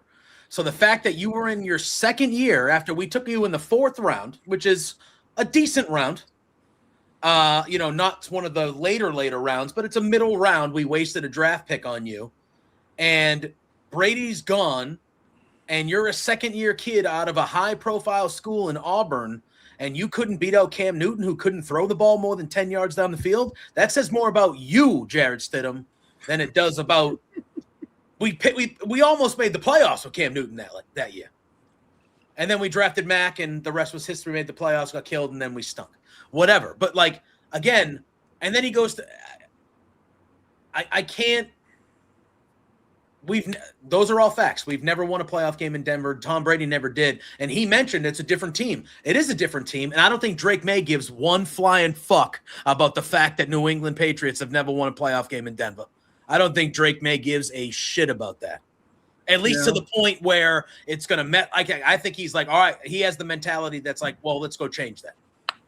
And Vrabel has that mentality. I just think I can't see Jared. If we go up 10 points or more, I can't see Jared Stidham sticking around. I can't. Nobody, again, is talking about our defense. They're talking about the other team's defense. It's been every week has been, this good defense the Patriots are playing, and our defense has played better than that defense. And I think that we are going to play as equally good as the Broncos defense, because I think our defense is taking that shit personally. Sorry. That's it. Somebody in a Discord chat, I don't know which one, because I got a notification said, I hope TNA doesn't go over time tonight because AMC is showing My Cousin Vinny directly after. It's like, oh Jesus, it's that bad over there. You're chatting on Discord when the middle. No, I wasn't. Yeah. I was thanking DC. I was thanking DC for his time, and I get this thing called notifications, and one just happened to pop up across my iPhone that said that particular person hopes that they don't cut into My Cousin Vinny later on in AMC. Listen, I love Tana. I love Tana. I love DC. I just think that their football team stood a better chance of beating my football team with Bo Nix. Kolb says Stidham's putting up 300 with 2 touchdowns. He also said that on social media.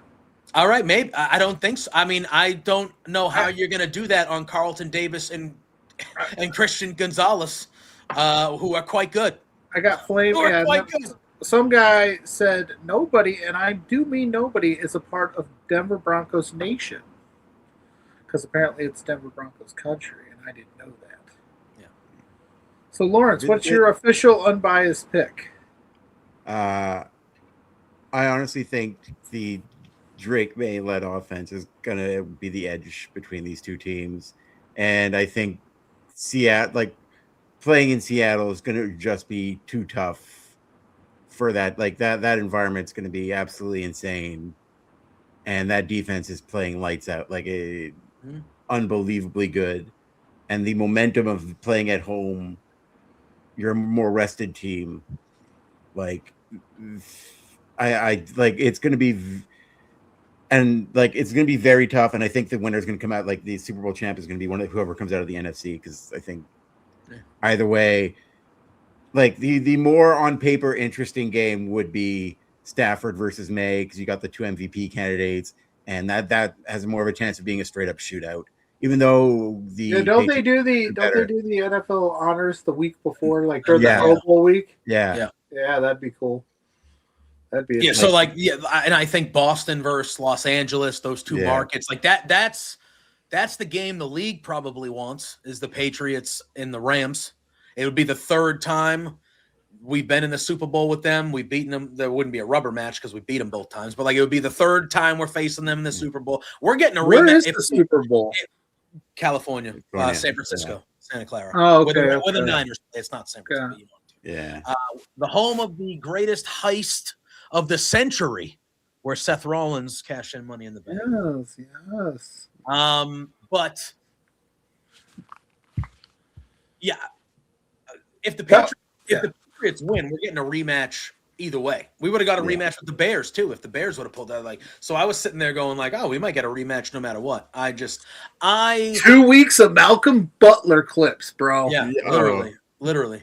That would be the Seattle. God, if it comes down to the one again with Seattle, so help me God. Listen, New England. I would make an argument that that's probably what in the 2 to 3 greatest Super Bowl plays It was a solid play. of all time. It comes down to the goal line. Ridiculous. Seattle's got the ball. The head coach goes, I know what to do. I'm just going to punch it in with Kenneth Walker. Then he gets stonewalled by the Marshawn Lynch. Listen, no. I'm talking this year. Right? So it repeats. He goes, I'm just going to run in with Kenneth Walker. I'm not going to pull some bullshit that Pete Carroll pulled. And then your Patriots stonewall on the goal line. And then Pete Carroll goes, fucking told you. Yeah. My Milton Williams is a fucking animal. Yep. That guy. He is a fucking animal. And I love him. World champ. I love him. He's very good. He was worth all that money. They paid him a lot of money. And it was like, wow, that's a lot of money. Like he was like a part-time player in Philly, and he's Colts good. Going in, bro. Yeah. You notice he's not saying anything about the Colts. Talking a big game earlier this year. What happened there? Yeah, he was when they were like 8. Yeah. What happened there? Oh, Danny Dimes turned in. You were going to miss the playoffs regardless of that guy's knee or ankle or Achilles. Danny Dimes. Yeah, he was going down. Danny Nichols. He was going down the shitter one way or the other. But it's all right. Listen, I get it. People are upset. They've been waiting their whole lives to see their teams win or a really long time, and my team was bad for like 14 minutes. And now we're back where we belong, and everyone's upset. I get it. Sucks. Must be terrible. Must be terrible to be a fan of a lot of other teams that don't reside in New England. But it's okay. Hey Lawrence, are you going to Saturday night's main event? Oh yeah, you going? It's in Montreal. I don't think so. I know both. I mean, it's probably like $9,000, but Yeah, well, the tickets are like I think like 100 sections, like 120 something. No, that's not terrible. That's not terrible. Like I was debating it. I'm not sure, but also it's going to be stupid cold on Saturday. It's going to be. Oh, it's going to be everywhere. This could be the end. I think Earth might just freeze. I think. Yeah, like this could be it wasn't even like necessarily that cold comparatively when I was walking home today, but like the blowing snow in the face fucking sucks. I hate it so much. Like it was starting to snow. It's a mess. So like I'm gonna make a game time decision for that. Yeah. But also, the other the other big football thing that was amusing me is the absolute mess the Bills have gotten themselves. How do you not fire the GM? Yeah, exactly. I was literally, how do you promote the GM? Like, how year after year you're saying we're a Super Bowl contender, and you don't make Super Bowl contender moves? Like, you need, and you tell you've got your Josh Allen, the Super Bowl, the golden boy, who, like, you keep saying, well, his excuse, he has no one. He's got no one around him. And it's been 3-4 years where he's had no one around him, and you haven't gotten him anyone. Like, if you're going to be a Super Bowl contender, you're either going to trade your draft picks and get a player or draft better. And he's drafting like shit, so you should have just traded his draft picks, got himself a big star red receiver, and called it, like, actually done something. And now they're throwing their coach under the bus, which, like, honestly, well, he should have been fired. I think. Yeah, I said at the beginning of the season, he was one of the people that I thought was going to get fired. Like, yes, him thinking Baltimore was right about. Like those are the people like I knew were on the hot seat where they were in the last year if they didn't win the Super Bowl or at least get further in the playoff. But yeah, and also the video comes out afterwards that he was like the GM wanted to do. Also, so shitty to they have since released him, but to shit on your wide receiver who is still on your team, like at that moment where like the GM and the owner, we didn't want him. Yeah, we would have drafted him. And then the video comes out that you did want him, that the GM was taking credit for drafting him. Well, is that Keon Coleman? Keon Coleman, yeah. Yeah, they that guy was like, we didn't want him, but we might have drafted him, but we definitely weren't going to take him. And they mentioned his by name, and Keon Coleman's like, what did I do? Then the video came out. There was whatever documentary crew was following them, and there's video of them on the draft day, being like the GM bragging about like we're gonna get him in this round because he did the 40, he ran like a 4.5 or whatever. Yeah, I'm like, yeah, we're gonna be able to get him. We're gonna be able to get him. I don't know. But yeah, at the end of the day, I think it's probably gonna be Patriots Seattle, just because it's how like it would take a monumental like that defense is gonna go after Stafford. It's gonna be Stafford's like he's gonna have to truly prove himself and play as a like champion quarterback again. Like that's the whole world is coming after me. Incredibly tough defense. Like he's going to be facing two tough defense either week in both weeks. Like you're right, JPJ. People are underestimating the Patriots defense.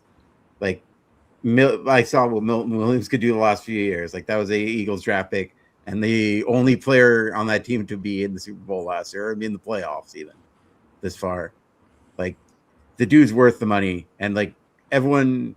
Literally, like every Eagles fan was happy he got paid. Like that dude deserved the big paycheck wherever he went, and I'm happy to see him make it this far. And like, yeah, like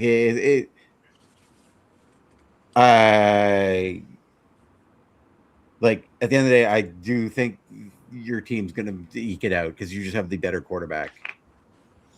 By far. Yeah.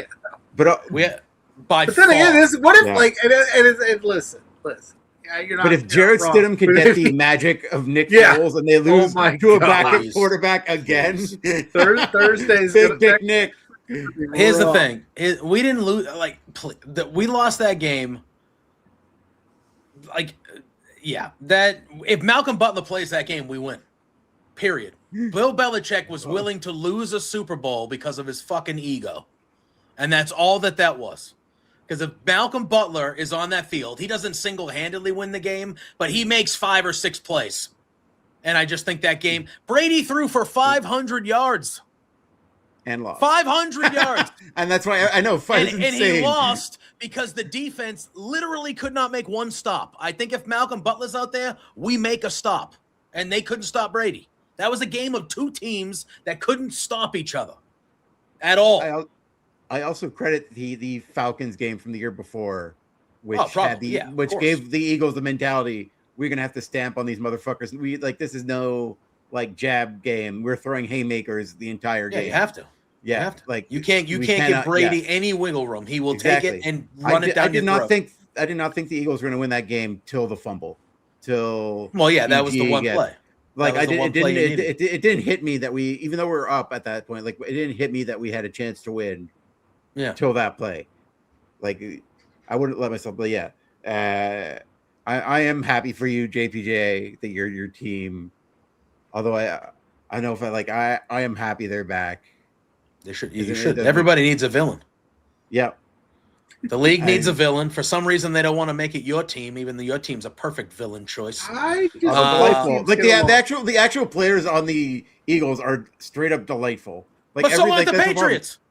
Who on the Patriots? Well, actually, wait. We might have a couple criminals. Yeah, you literally got a guy who's going to be charged after the Super Bowl. I don't want to speak too soon. That was the quickest backtrack. Yeah, I was like, wait a minute. They're just allegations, but if they're not, you got to get out. We got to let it play out in the court of law. Listen, but that's what it is. That's what it is. Yeah. I don't know. Yeah.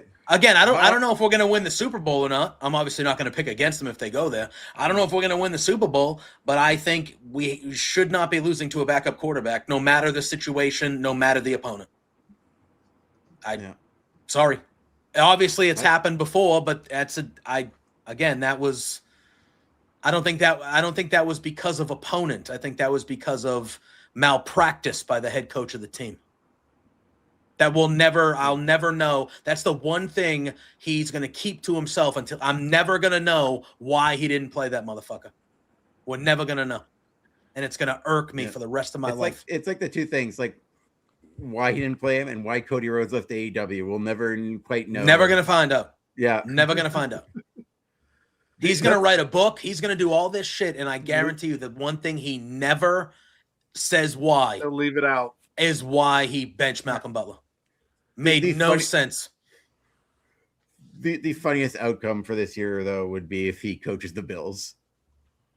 Yeah, I would love to beat his ass twice a year. Yeah, if he's that petty, if he's that petty towards the Patriots, he is that now, petty. Yeah, he's been on some podcast every week, yeah, or at least so after weird. the wild card weekend, he was on a podcast reviewing or previewing the games, and the only team he did not mention was the New England Patriots. Yeah, that's ridiculous.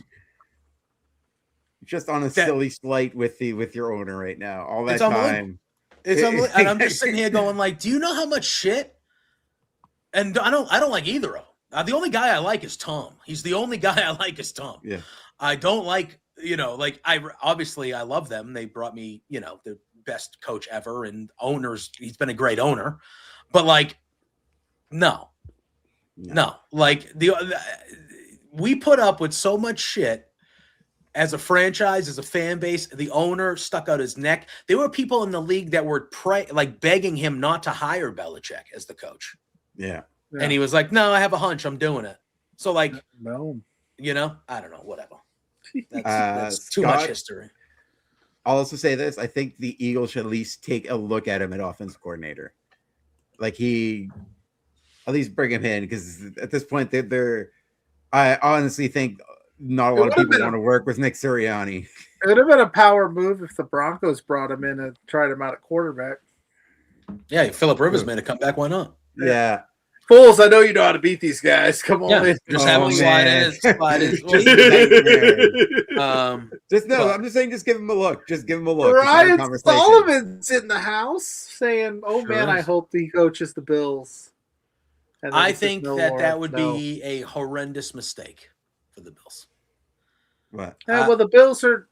I think if they went after Belichick, I think that would be a horrendous mistake. I think he's still a good coach. I think fundamentally he is probably still a good coach, but you have Josh Allen. You need to get I don't know why, even though I think the Zach Minter guy whatever his name is going to be good.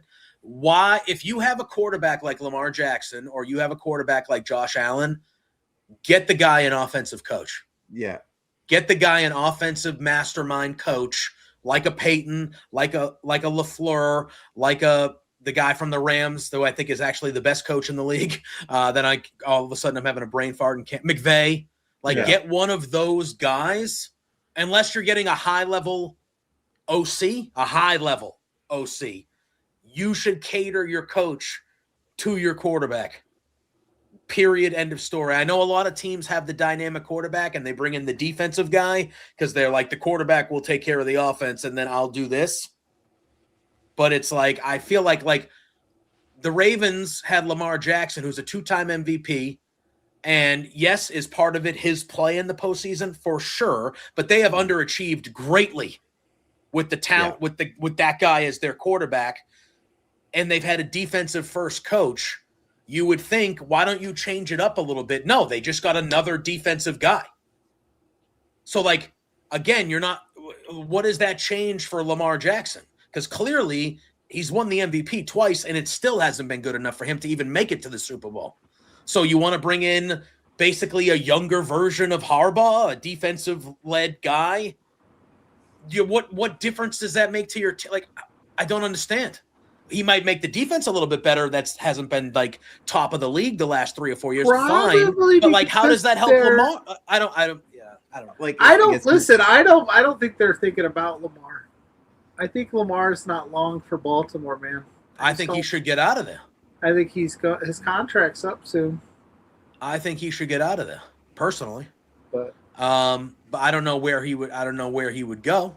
Yeah. Atlanta. But there would Atlanta. Okay. What about Miami? What about Miami? They need a guy. Yeah, Miami. He would. That would imagine if Josh Allen and Lamar were in the just AFC showed up like we're taking over. Shit. I'd be like, oh. That'd be like when Kevin Nash and Scott Hall came to WCW. You're like, oh, this is where the big boys play. Yeah, if you had in one division Drake May, Josh Allen, and Lamar Jackson, Christ, and then you'd have the fucking Jets, whatever that. Fucking there, we're just happy to they're show so up. bad that Dante Moore was like, you know what? I think I'm going to go back to school. I don't want to be the number 2. Yeah, I'm going to go back. $5 million. Yeah, I'm cool. Yeah, it's funny that and like the Browns job, literally no one wants. And like I'd rather be an offensive coordinator or literally nothing else. I'd rather just be unemployed than coach the Browns because their owner sucks. Yeah. Lamar is from Miami. That is. Yeah, he's from Miami. There was rumors around the time he renegotiated that he wanted to go to Miami. I just think at some point, like I don't know if you keep him there if you worry about because he's his own agent. He negotiates his contract. He's going to want all this stuff. I don't know if they're going to give it to him because his style of play doesn't translate. You know what I'm saying? When he's 37, he's not going to be moving like he is now. Yeah. I'm not saying he's that old now, but I'm saying like I don't know how. You know what I'm saying? If you give him but you know that there's some other franchise that like will go, yeah, we need a reset, and maybe it'll be good for his career. I don't know, man. Yeah. I just don't know if we're gonna. In like 3 years, I wouldn't be shocked if Lamar Jackson's slinging it for somebody else. Yeah, I wouldn't be shocked. I'd be like, oh yeah, I saw that coming. Timestamp that. Lawrence, you want to stick around with us and talk about Saturday night's main event? No, I'm gonna head to bed. He goes. I ain't talking about that stuff. No. We got to fit that in to the end of the show, and then some Dynamite chatter. Yeah, what we're doing. I quite enjoyed AEW. Yeah, AEW is good. I think Speedball might actually have created an albatross around his neck with horsecock. The fact he's starting to get horsecock over, which is a bit from his goddamn stream. So fucking good. I didn't love that 2/3 of the trio champs took L's yesterday, but I get it, but I didn't love it. Yeah. What are you gonna do? Yeah. I don't know. I like Dynamite. I thought it was really good. Like I enjoyed most of it. I thought the Joe Speedball match was great. The main event was unbelievable. I actually thought the Death Riders versus Callis family match was fun. I thought the ladies match was good too. I don't like how they've kind of gone back to them just getting stuck at 9:30 again for here a little bit. I thought they were doing a good job of kind of doing a little bit of sprinkling everywhere, but now, so I don't like that. But I thought it was a really good episode of Dynamite. So, and then they ended up having, because of this storm that's going on, they ended up having to cancel Collision on Saturday, and they taped it after the show. Well, like it's were they in Atlanta? Where they supposed to be? They're going to be in Texas, but we're going to be in Texas. Yeah, it's because it is silly for like us on the Northeast, but like they just don't have the infrastructure for like a centimeter of snow. Yeah, like and then the that, ice, that is actually like the ice. It's crippling. Where it's like that is a good day here. We're getting 2 feet of snow potentially. As of right now, we're getting 2 feet of snow potentially, like Sunday into Monday, and like in the shoot job, like my boss is like, all right, make sure your openers get there real early on Monday and like shovel out and stuff. I'm like, yeah, okay, all right, sure. Like sure. Toronto is supposed to be the coldest place on earth. Yeah. I think on Saturday it's going to be colder than like Antarctica.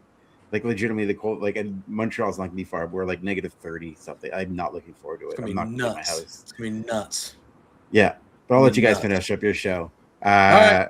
Yeah, go Pates. Wow. You're not allowed to root for my team. You said nothing but nice things about your squad the whole time. That's fine. I appreciate it. I'm just saying. Like as long as we get a half decent offensive coordinator, we'll be back next year.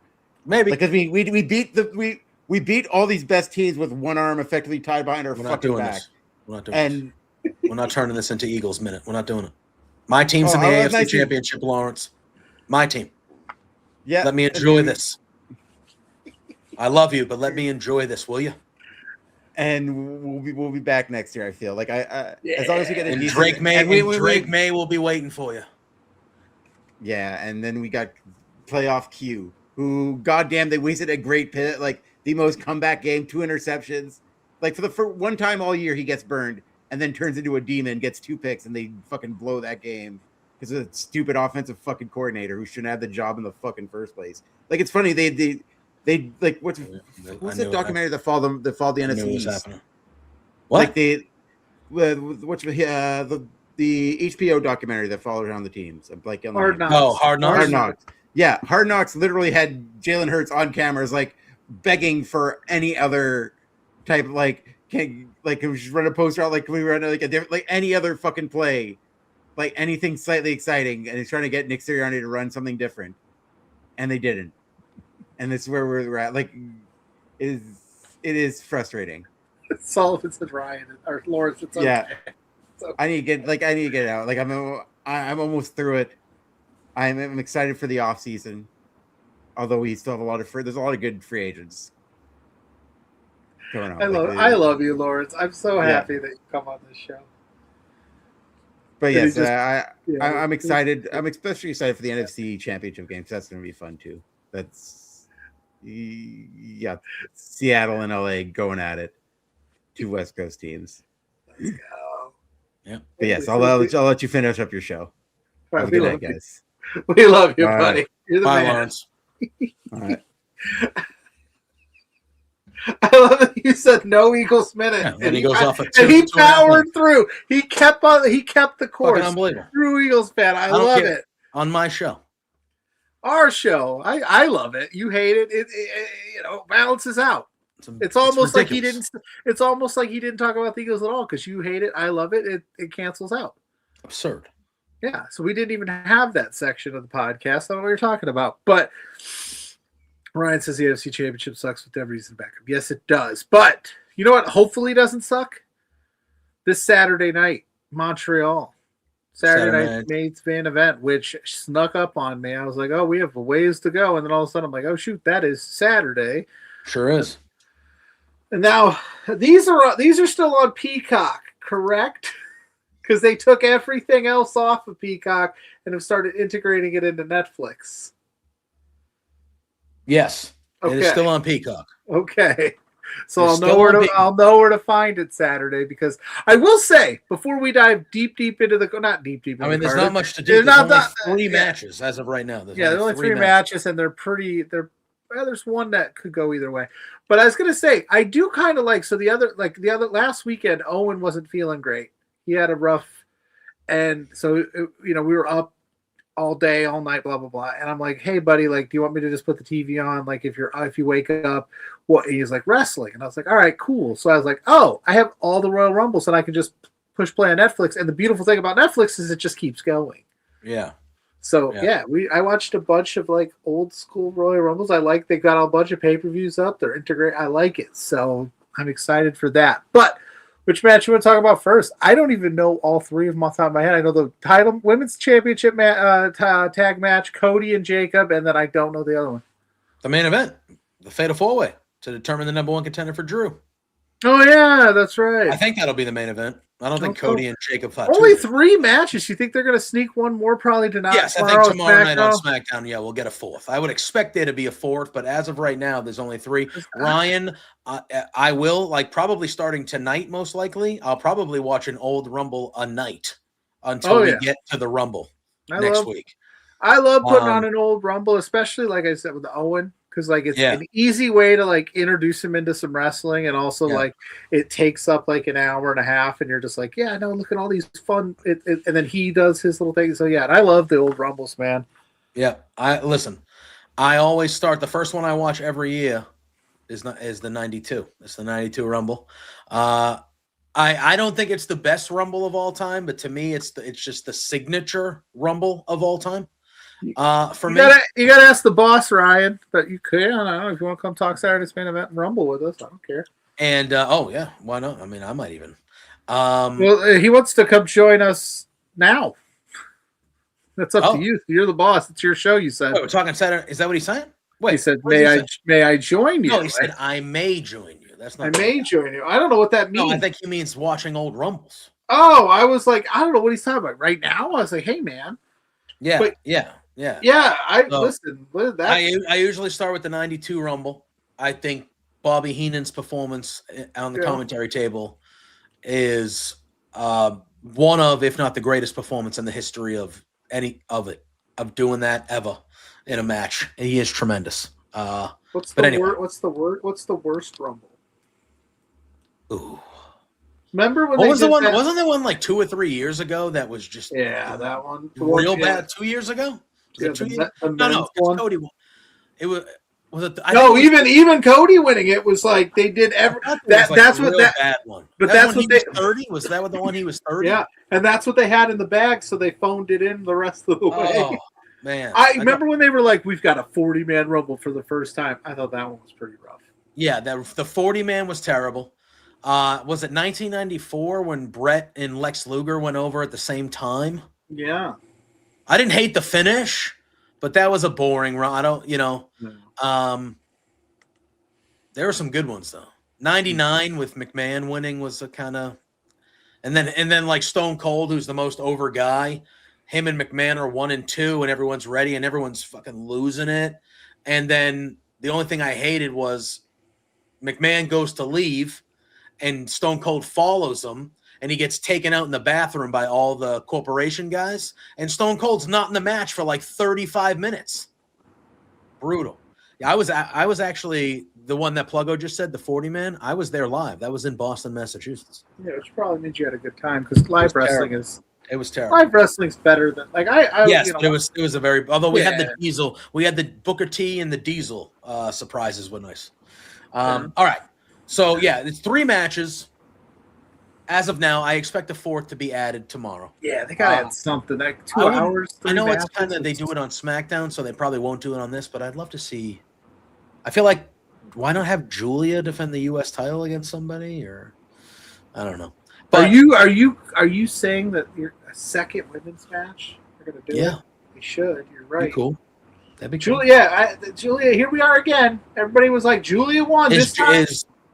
This time they're gonna do right by Julia this time. What has she done? Nothing. Exactly. Like, I don't get it with this. The only person that seems to have done anything with that United States Championship is Chelsea Green, and she really didn't do a lot with it either. She's just so over that everything she does is gold. Yep. But I digress. All right, so we have Kit Wilson on Saturday. Please. He should be. Cody Rhodes versus Jacob Fatu. We saw 3 Stages of Hell a couple weeks ago. Jacob Fatu returned. He attacked Drew McIntyre, but then he was just being a crazed maniac that he is, and he started attacking Cody Rhodes, which led to Drew McIntyre escaping the cage and defeating Cody Rhodes for the world title. Now Cody's pissed for obvious reasons, and he said he wants a fight. He wants a grudge match. Jacob Fatu and Cody, 1-on-1. Didn't think we'd go this route, but I expect this to be really good. I think this will open the show. Sure. I think Jacob Fatu should win. I do too. I don't think he's gonna though. I also agree, but I think he should win. I don't think a loss hurts Cody at all. At all. It's right there for Cody as well, right? It's right there for him to he lost to Drew in the 3 Stages of Hell, whether there was the Jacob Fatu, he lost. Yeah. Then he goes up against this crazed son of a bitch, Jacob Fatu, and he can't get it done. And then he pops his little head out on SmackDown next Friday, and he's like, I'm on a losing streak, but I'm wrong. You know what I'm saying? He does that. I'm going to be in the Raw, and I'm going to win it. I'm going to WrestleMania, and then he probably wins it because that's what they do. But they're not going to do that, but they should do that because we need to reintroduce Jacob Fatu as the monster he was before he got injured, man. Like you got to do it, and you can't squash this man out to Cody Rhodes. Not squash him out. He's not going to get squashed. It's going to be a good match, but you know what I'm saying. You can't. Yeah. But they're going to do it, and the only other option is they're going to do some crazy finish with the MFTs or something's going to happen, right? I just think again, and I said it last. Cody beating Jacob Fatu clean would be wild work. No, the other way around. I'm saying Cody beating Jacob clean yeah. would be wild work. So it's going to be a smozzy finish with like some solo Sikoa MF. Something's going to happen. Somebody's going to interview. Drew might get involved because he's pissed at Fatu for jumping him too. Yeah, I don't know. I just think I think Jacob. I think Jacob should win. I think again. I don't think it hurts Cody at all if he loses, and I think it would be a major good thing for Jacob Fatu, who just came back to get a signature win over Cody. That's what I hope happens. Especially since Cody's winning the Rumble next week, he'll be fine. You think is he your pick right now? There's no one else to pick against. He's about. Well, I mean, who else is officially announced? If I'm looking at it from an officially standpoint, he's the only one. But if I'm also looking at it from I just have this weird feeling. It's our first Royal Rumble in Saudi Arabia. Better be the last. They want it to be this successful, great venture, well-received across the board thing. The ending the night with Cody Rhodes winning the Rumble and the pyro behind him at whatever stadium they're putting together. I saw those pictures this week. Yeah.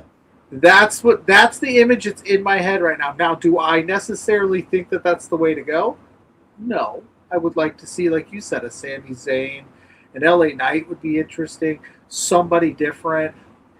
Just give me something. Because you can have whoever challenge CM Punk. You can have whoever challenge, Drew McIntyre. You've got options where you could go, hey, whoever wins this, we could give to CM Punk, and then Cody. We'll figure it out. But that's just how I operate. I'm like, they're going to do something where they're going to play it safe because they want it to be successful. But I digress. Give me Cody Rhodes the Saturday Night Main Event, but it should be Jacob Fatu. I'll be happy as a pig in shit if Jacob Fatu wins. I'm going to pick Jacob Fatu. Hell yeah, there you go. I'm picking him. I don't know why. I'll be let down. I'm taking the Cody with some weird interference thing or some DQ finish like they did at the last Saturday Night's Main Event where Cody was in it. Yep. Yeah, which again in that one, was which was a mistake too, but because then you call him up 3 weeks later, and if he could have been called up with, hey, remember when I beat Cody Rhodes at Saturday Night's Main Event 3 weeks ago? He automatically, I mean, he's going to be a star no matter what, but he automatically comes up, and it's like, oh, this is the fucking guy that beat Cody. Are they playing the Obafemi? Did they play the Obafemi vignette during SmackDown? They did it during Raw. Yeah, they did it both. Okay, so they haven't decided where he's going yet. I'm pretty sure. Because if they only played it on Raw, then he's coming to Raw. Well, yeah. No, I think he's going to. I don't know. With it, SmackDown, maybe? I don't know. I mean, I like him in the Intercontinental Championship scene in Raw. I do like that. I like the idea of him getting in the mix there because I don't want. Because he's not going to go. I mean, he could, and he has the build and the look and everything, but they're not going to just shoot him right up to the Universal Champion or the Undisputed Championship. Well, he does have history with Drew though, because Drew interfered at the Saturday Night's Main Event. Right, but so that would. But are they going to make him? If they want to strap a rocket? If they wanted to go like, hey man, we're not joking around with this guy. Like he's legit. When's the last time they did that? I don't know. You call him up though, and could he be in the Elimination Chamber? If he debuts at the Rumble, yeah, you can put him in the chamber. We're going to find out. We're going to talk about it after the main event tonight. We're going to find out who's fighting Drew at the Rumble for the title, right? Yeah. So if Obafemi debuts in the Rumble, Drew retains against whoever he fights, then the winner of the Rumble challenges Punk, maybe. If Braun Breaker maybe wins the Rumble, challenges Punk. If Cody was winning, I would love to see Cody challenge Punk. I'd love to see that Elimination Chamber be like the Obafemis, the Braun Breakers, a lot of your young upstarts going against that old curmudgeon guard of like a CM Punk. I would love that. Yeah. All right. I think that that's the way to go. And then if you want to do something with Drew, Cody, Rowan for the Mania, whatever, but give me that world. I really, and I know we haven't. I know I'm going to go on a little quick one here. We'll try to keep it short. I loved Braun Breaker and old curmudgeon CM Punk. I love that. I love the way he had to dig deep, and it wasn't clean and it wasn't pretty. But he's, the old guard now. He's not the young CM Punk he used to be, and he's fighting off 26-year-old guys who are built out of just absolute granite, dude. Like, I thought that was really cool story to tell, and they could do that with, like, 6 hungry up-and-coming dudes in the chamber going after Punk's belt. Like, dude, why not? Yeah. He's got to fight them all off in the chamber. Oh, give me that. Anyway. Get fired. I wouldn't. Yeah. We have a tag team match for the WWE Women's Tag Team Championships. It is Rhea Ripley and Io Sky, the champions, defending against the Judgment Day, who are Liv Morgan and Roxanne Perez. I could see a title change here. I don't think it will. I think that Rio are going to be the women's tag champions going into WrestleMania, because that'll be a nice spot for them, because I don't think they're going to be involved in either of the world title pictures. Although Rhea and Stephanie could be a big-time match on Raw if they wanted to. Rhea, Io, Liv, Roxanne, and Raquel all announced that they're in the Rumble regardless of what happens here. So. Yes. Yeah. That's crazy. And then Becky and Lyra are in, so that's 7. I'm with Bailey as well. This match, I could see a title change happen. I could also see this is where Roxanne Perez turns on Liv Morgan. Really? There's just something about that pairing. What about Raquel, then? There's something about it where I don't think that they're all. Listen, they're playing it really cool, but every time I just see Roxanne and Liv, because I think Roxanne was making those moves, being like, "Well, you've been gone, and I've kind of been like rising, and now you're back, and I got to go back to the backstage here or whatever, backup dancer, whatever you want to call it." Mm-hmm. So I maybe it doesn't happen as Saturday Night's Main Event, but I could see cracks in the foundation starting, and Rhea and Io keep it. But I wouldn't be shocked if they pulled it off, because I don't think Io and Rhea. I think they're not going to have like a breakup. I think they're going to amicably split. Yeah, I don't think they're long. I don't think they're long for the. No, I don't think they're going to hold the titles long. I think. Yeah, Liv can get some gold to match her daddy Dom when he comes back finally, because he still has some gold around his waist. But yeah, and that's right. I think eventually we're going to see, and I think it's going to start here at Saturday's Main Event, where there's some disconnection between Liv and Roxanne. Okay.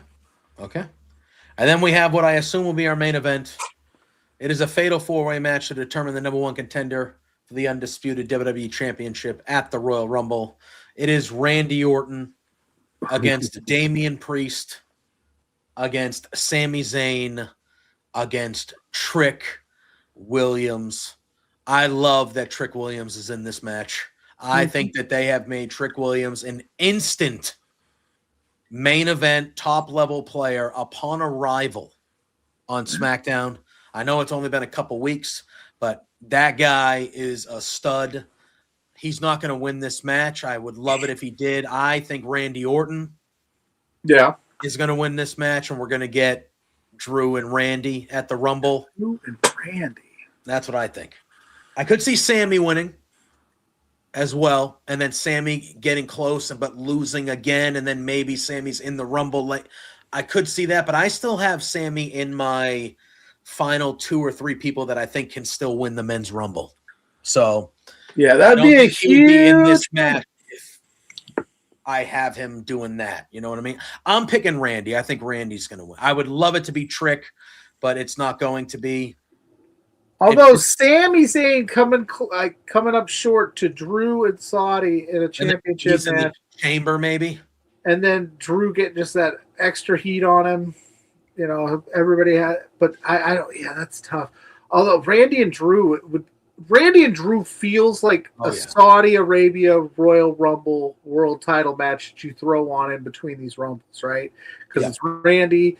Randy could still enter the Rumble. Randy's the big name that everybody knows, and I don't know how much influence the Saudi people have on who they want in these matches, because you know how they used to throw money at people? Like, Yeah, Randy I don't think said- they have many. I don't think. Right. I don't think they have a ton, but I think like, Sami Zayn would be good versus Drew, but I think I'm gonna go Randy for our girl Ella J. So I think Ella would like that. Yeah, I just think Randy and Drew is a big fight to me. Still, I know Randy's, he's still great, but I know he's like, he's up there. He's towards the end. He's few not. years, He's I not think. prime. Yeah, he's No, past yeah, prime. but I just feel like it's a big time match. It's a formidable opponent for Drew. It's a great first title defense for Drew to beat Randy Orton. And then I think that also leans into a story you could tell when we eventually get to Randy and Cody, which I have kind of okay. You've cooled off on it? No. You think it's coming? I think down the line, I think Cody could turn on Randy. Oh. But I'm not there. Not yet. Not yet. Cody's still the guy. But like, I don't know. I'm getting. I don't know. I mean, that's not happening though, bro. So I don't know what the hell that guy's talking about. I mean, it's something that, listen. It could happen. It could happen, especially if Bianca comes back at the Rumble. Yeah, it could start up. I mean, listen, it could be great, but we'll see. Bianca is on my short list on the ladies because I do think she will be a surprise in the women's Rumble, and I think she will go. Welcome in, Unknown 79. We appreciate you being in the chat, by the way. I Sorry for my co-host here that was just like, not going to happen, bro. But we appreciate your thoughts, man. I'm not going to say not going to happen. Could happen. Anything could happen. Anything is possible. But they phrased it in a way that said it was currently happening. And I said, that's not currently happening. Yeah. That's all I'm saying. That's all I'm saying. But it's actually that Unknown 76 is actually Jared Stidham being like, that's what I'm saying. He was listening to me earlier saying he's got no chance to win, and he's like, like, let me go in there and troll the chat. Let me get on. No, we appreciate. Yeah, and I Randy and Drew's the big one. I think Trick. I think Trick would be the biggest surprise. It'd be like, holy shit! But I wouldn't want to burn a Trick Williams title opportunity. Not right away. No. This early in Drew's like tenure, because you know it's not going to happen. But his lemon pepper step is, that guy's been killing it, dude. Again, he's one of those dudes that I was completely out on when he was when he was Carmelo Hayes' lackey. I was completely out on Trick because I was like, this dude just something's not working, and whatever happened, whatever switch they flipped on him, I'm completely sold on Trick Williams. So I again, never count anybody out too early in their career because you never know, because anything can change. But yeah, like I would be down with it. But instant star, man. Yeah, the guy just gets it now. Just everything about it. He came out and he was in that white fur coat that first night, and then for me, it was one of those things where yeah, man. Yeah, he's Yeah, got man. the vibe. It was immediate. I was like, and one thing about the first night he interrupted Sammy. Now I know why they did that. He interrupted Sammy, interrupted Randy, and guess what? Now they're all in this match together. But I could see Sammy being like an actual first feud for Trick. Sure. So maybe something happens between them two in this match, which then allows Randy to pin whoever, or some, I don't know. And it was absolutely wise of them to debut Trick in this big spot, because one, it keeps him away from Carmelo, so you don't do the easy layup right away.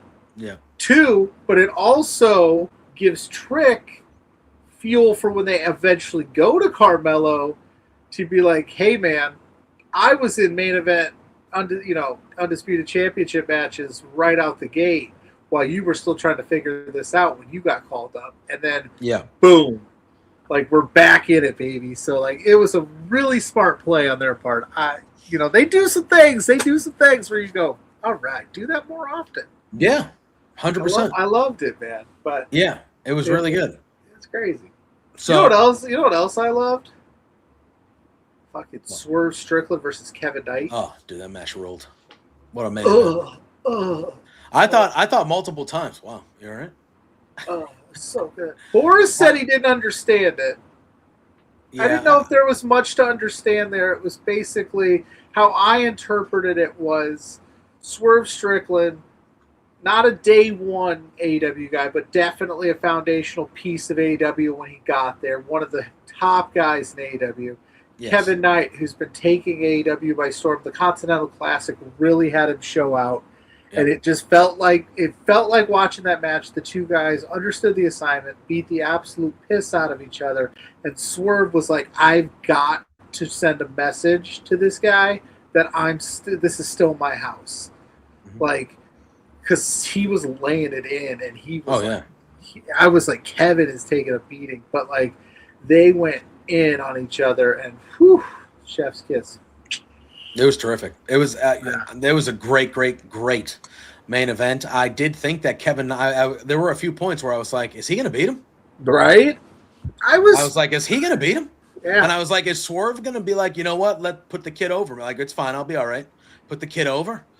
But obviously, Swerve winning does obviously make sense. And MJF watching it from up top and being like, "Oh shit," like that. There was just a tremendous main event. I guess.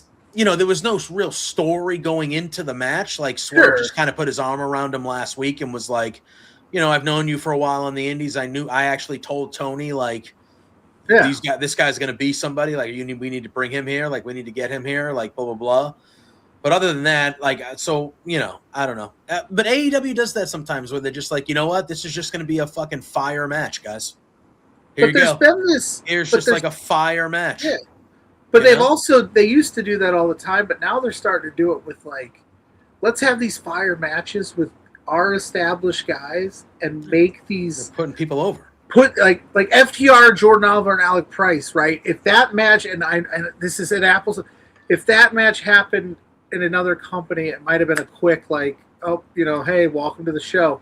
They let them get time. They let them, like, hey, listen, these are our people. This is our future. These guys are just as good as the guys we have now. Yep. Just watch, like, Speedball and Samoa Joe, a similar vibe, even though they had the ops help out with Speedball. Nobody really came and got involved with the Kevin Knight Swerve match, so that was nice. But yeah, it's like, hey, we're going to let these people shine too. That whole Continental Classic was like all the up-and-comers at the bottom of the card were fucking having bangers, dude. It's like, it's good for business. There's some more story to it, because again, there's that old guard that's been there, and there's all these hungry people, and we're seeing it with MJF where he's got Brody King. I literally was like, ugh, when Brody King stepped to MJF. MJF's looking over his shoulder. About 8 guys now. We're like, hey, I want that belt. Like, it's nice to see, man. I don't know why people still get down on it. I know why people still get down on the product, because they're not really paying attention. But there's some good work going on in there. Listen, I've thought that AEW has been on fire for the better part of a year now. They're just doing good stuff. They're just doing really good stuff. Our boy, Bishop. Yeah, I saw that, dude. He was on a pre-match show. A pre-show match. Yeah, so probably maybe the ROH taping, possibly, or Bishop Dyer, right? It's Dyer? Bishop Dyer, yeah. Dyer. Dude. Yeah, so he goes by Bishop Dyer. Like, well, hopefully, I mean, I would think that would be a really good. He would walk in there and be a mammoth of a man. Listen, that would be a great get by them. I'm sorry, that would be. You lost a powerhouse in Powerhouse Hobbs. Here's another big motherfucker with a great look. Great ring music, most likely. A great arsenal of moves. He's known. He's a Chiefs fan, though. But we'll let that slide. That is true. Listen, and all those internet wrestling dweebs that are like, "Oh, AEW fans care about Baron Corbin." Now we've always stand for our dude. Check out the interview we did with him. That dude is an absolute saint. I want him to succeed to the moon. Trey Miguel just showed up in TNA to end the show. Not surprised. There was talks about it. I know we were gonna talk about it. We can hit it on it real quick. He did sign with AEW with the Rascals. WBD said nope due to some past tweets. I'm not gonna. I won't on this program. You can if you want, but I don't know all the other rumors and things. I don't know anything about that. I haven't seen any of those reports be confirmed about other people being the reason that he's not there. I'm just going with what I know. To me, it feels like a Briscoe situation where they wanted to bring the Briscoes in, but because of prior things that they said, WBD was like, no. It feels like that situation. In this situation, I have met Trey Miguel once. He was super nice, but it's one meeting. You can't judge everybody's character on that. That is true, Scott. He did play for the Chiefs, so that's I'm aware. We love razzing him because we've had a really in-depth conversation with him about. We did actually. He invited us to the bar for beers. I know. We almost blew off our media obligation to go hang out. In hindsight, I think we should have. We got to try with Stephanie Hypes. That is true. Yes, we wouldn't have had that moment. We built a good friendship. So we shouldn't have.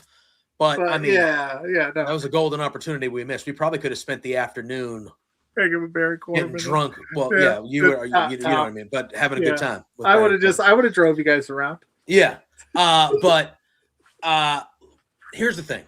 Yes. I do believe that people can grow. Yes. And he was a young guy. Not saying that that's an excuse because the stuff that he said is very bad. Yes. Not good at all. And not great. Like, no. However, I do feel like from the people that know him and people that I respect opinions of, they vouch for him and they say he immediately apologized when it happened. They say everybody that knows him has said he's not that guy. He's a different guy. He's older. He's more mature. He's obviously well-liked because the outpour that you saw of giving him another chance and stuff was very apparent. And he's immediately back in TNA because TNA and was like, all right, well, if they're going to not do that, then we're not just going to have you sit around. Like, we love you. Like, let's go. I didn't even know that stuff happened because I guess I wasn't paying attention back then. But yeah, you're right. Again, it wasn't great. It's not great stuff. I think though, at the end of the day, like, yes, people can change. I'm not the same person I was, 10, 15, 20 years ago, whatever it may be, however long you want to go back. Like, I don't think I'm the same person I was 5 years ago. Yeah. So, and by all accounts, from what I've seen, everybody said he did the right things. He tried to make it right. He, a lot of the LBGT community wrestlers came out and said Trey always gives us time. He's always so generous with us. He stays after and does seminar. So it's unfortunate. I'm glad TNA is bringing him back and that he's getting it. But I don't know. I don't know the answer. I don't have a profound answer to this because I don't know where the statute of limitations on people's old tweets. Because listen, I'm sure if I combed through every wrestler on main television rosters tweets, or because who knows, what we would uncover. A lot of us didn't know what this stuff was because I was, we're old enough to know when it debuted, and you're like, oh, I can just tweet any thought at any point. Who knows? This is crazy. I used to troll a little bit back in the day. I thought I used to keep it pretty fair, but I had some Twitter beefs in my day, but I never went to some extent to these. But I could see where it could get. Yeah, for sure. But I don't know. It's unfortunate. I don't know. I just don't know the answer to this. This is one of those weird things where you go, again, I'm sure there's some, believe me, there's some super prominent wrestlers that are still, super prominent and well-revered today that did far worse. And I'm not excusing Trey's transgressions. I'm just saying that we don't ever talk about. So it's where's the line? How do we decide the line? I would like to know because there is a lot of speculation of I would like WBD to maybe put out an official statement because again AEW does the AEW not talk to WBD before they sign a guy? They just go and then all of a sudden they're wait, you just signed this dude, so you got to get rid of him. Why would you go through all of that? So maybe there needs I don't know how this all works. That's not my expertise. Yeah, I don't know. It's unfortunate. Again, I think the Rascals will do well with the three of them. I think Trey Miguel is going to do well. I think he's going to be a main eventer or a top of the card guy on a solo run. He's great. I think everybody's, but to me, it's. I do think people can change. I do think I think everybody's made mistakes in their lives. I think everybody's probably said some things they shouldn't have said at certain points, whether, whatever it may be, Yeah, 100%. I 100% agree. And I think I think the reason that he's back in TNA is because he is well liked. And I think he has maybe made the strides. He just hasn't convinced everybody yet, right? And the people that he needed to convince were the brass at Warner Brothers, and they kind of decided that he wasn't worth the risk. So that's one person's opinion. Just keep on pushing. And again, I don't hold that. Just be better. Just change and don't forget about it. Just learn from it. You know what I'm saying? Yeah. So we'll see. We'll see what happens. But he's back in TNA. I'm assuming they probably locked him up to whatever they could of a contract or whatever, or they're just like, hey, come work here until that's figured out, whatever. But just I'm come glad back. he's Come back because you're one of our guys. They probably didn't want him to leave to begin with. Yeah, I'm sure if they could have kept them, they would have. But and they're gonna have a weed gimmick. It looks like. That was a weed gimmick, was it? They opened. I don't know the backstage reporter's name. Lexi Nair. Lexi Nair. Okay. She opened that door and that smoke hit her face, and she went like this. And I go, "Oh, we're leaning into this." I'm always gonna want to call him Wesley, but Desmond Xavier kind of walked out, and he was like, oh, like he had like a very like, and I was like, they're gonna be weed, dude. They're gonna be stoners. Is that the group? Is that? I think they're gonna bring the treehouse back, the clubhouse, the treehouse. The treehouse is what they did. Yeah, and when they debuted, they didn't mention Miguel's name, so everybody immediately was like, "Wait!" They didn't even mention him because they said he had travel issues. So it was the initial there were some issues, and then they didn't mention him, and all of a sudden they're like, they did. Yeah, it's like, okay, so we're gonna be the weed gimmick. The trios title. Could you imagine our current trios champions versus the Rascals? It'll be quite good. It'll be quite good. Our boy Hangman Page was hanging out with a certain. We're not going to talk about that. That's very disappointing. Yeah. So that's what I mean. That's like, where's the line? Where's the line, my guys? Yeah. You got to figure that out. Not great. Because they let cheaters into the Hall of Fame the other day too. Where's the line? Wait, who they let in the Hall of Fame? Carlos Beltran. Oh yeah. Yeah. I mean, but what are you gonna do? Do you not want Barry Bonds and Roger Clemens in the Hall of Fame? No, I do. I'm just saying, if you're gonna let one in, you gotta let them all, my guy. Was he steroids, Beltran? No, he was part of the. He was part of the Houston Astros. Yeah, he was part of the Astros. Yeah, but that's not. He got one in that had nothing to do with him as a player. He was a great player. That has nothing to do with him as a player. Yeah, well, he disparaged the game, my guy. I'm just saying. Yeah, I'm not. Yeah.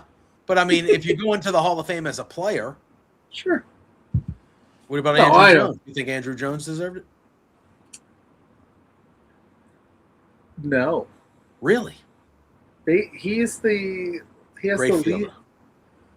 Yeah, he's a great fielder. I think that's what I think. That's bombs, I think that's what 40 bombs a year. No, he maybe he had the least amount of hits of any Hall of Famer.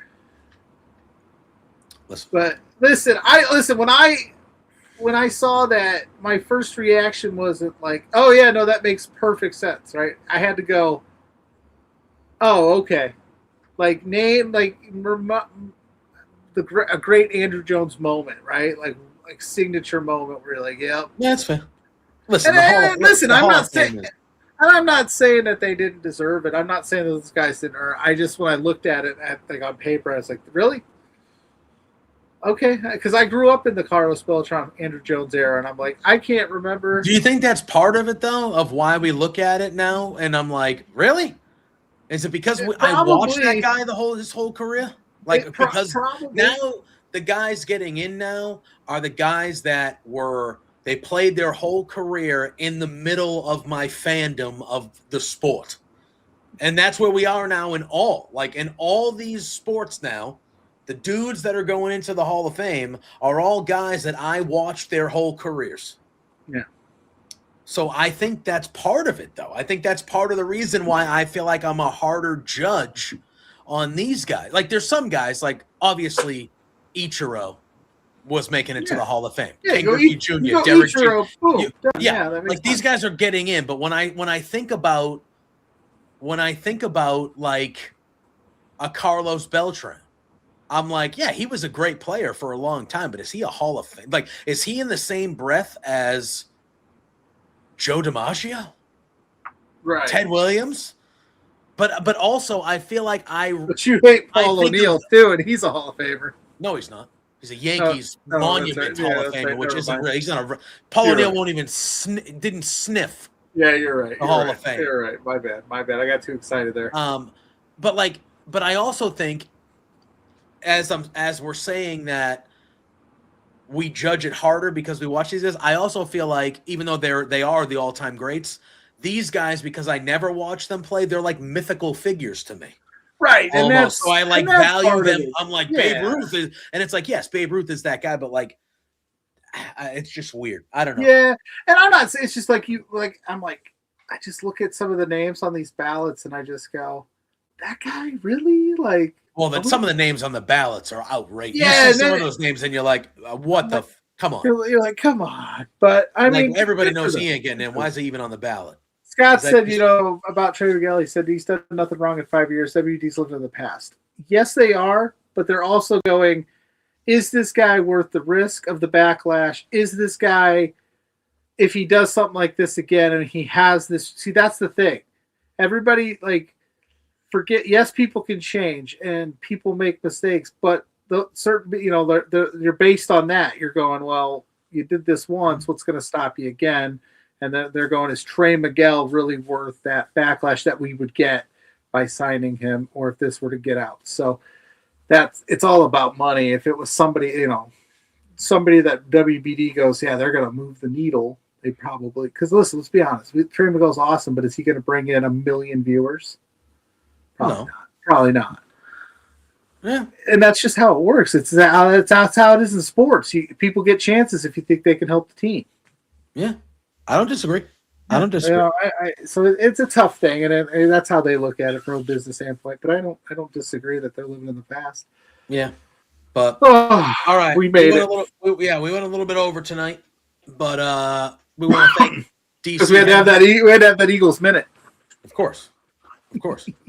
I want to thank DC for popping on, even though he is my arch enemy this week. Yeah, you guys aren't allowed to talk for like 3 days. Yeah, thank you for Tanner for sending in that video of facts that will not matter when Drake May beats your ass on Sunday afternoon.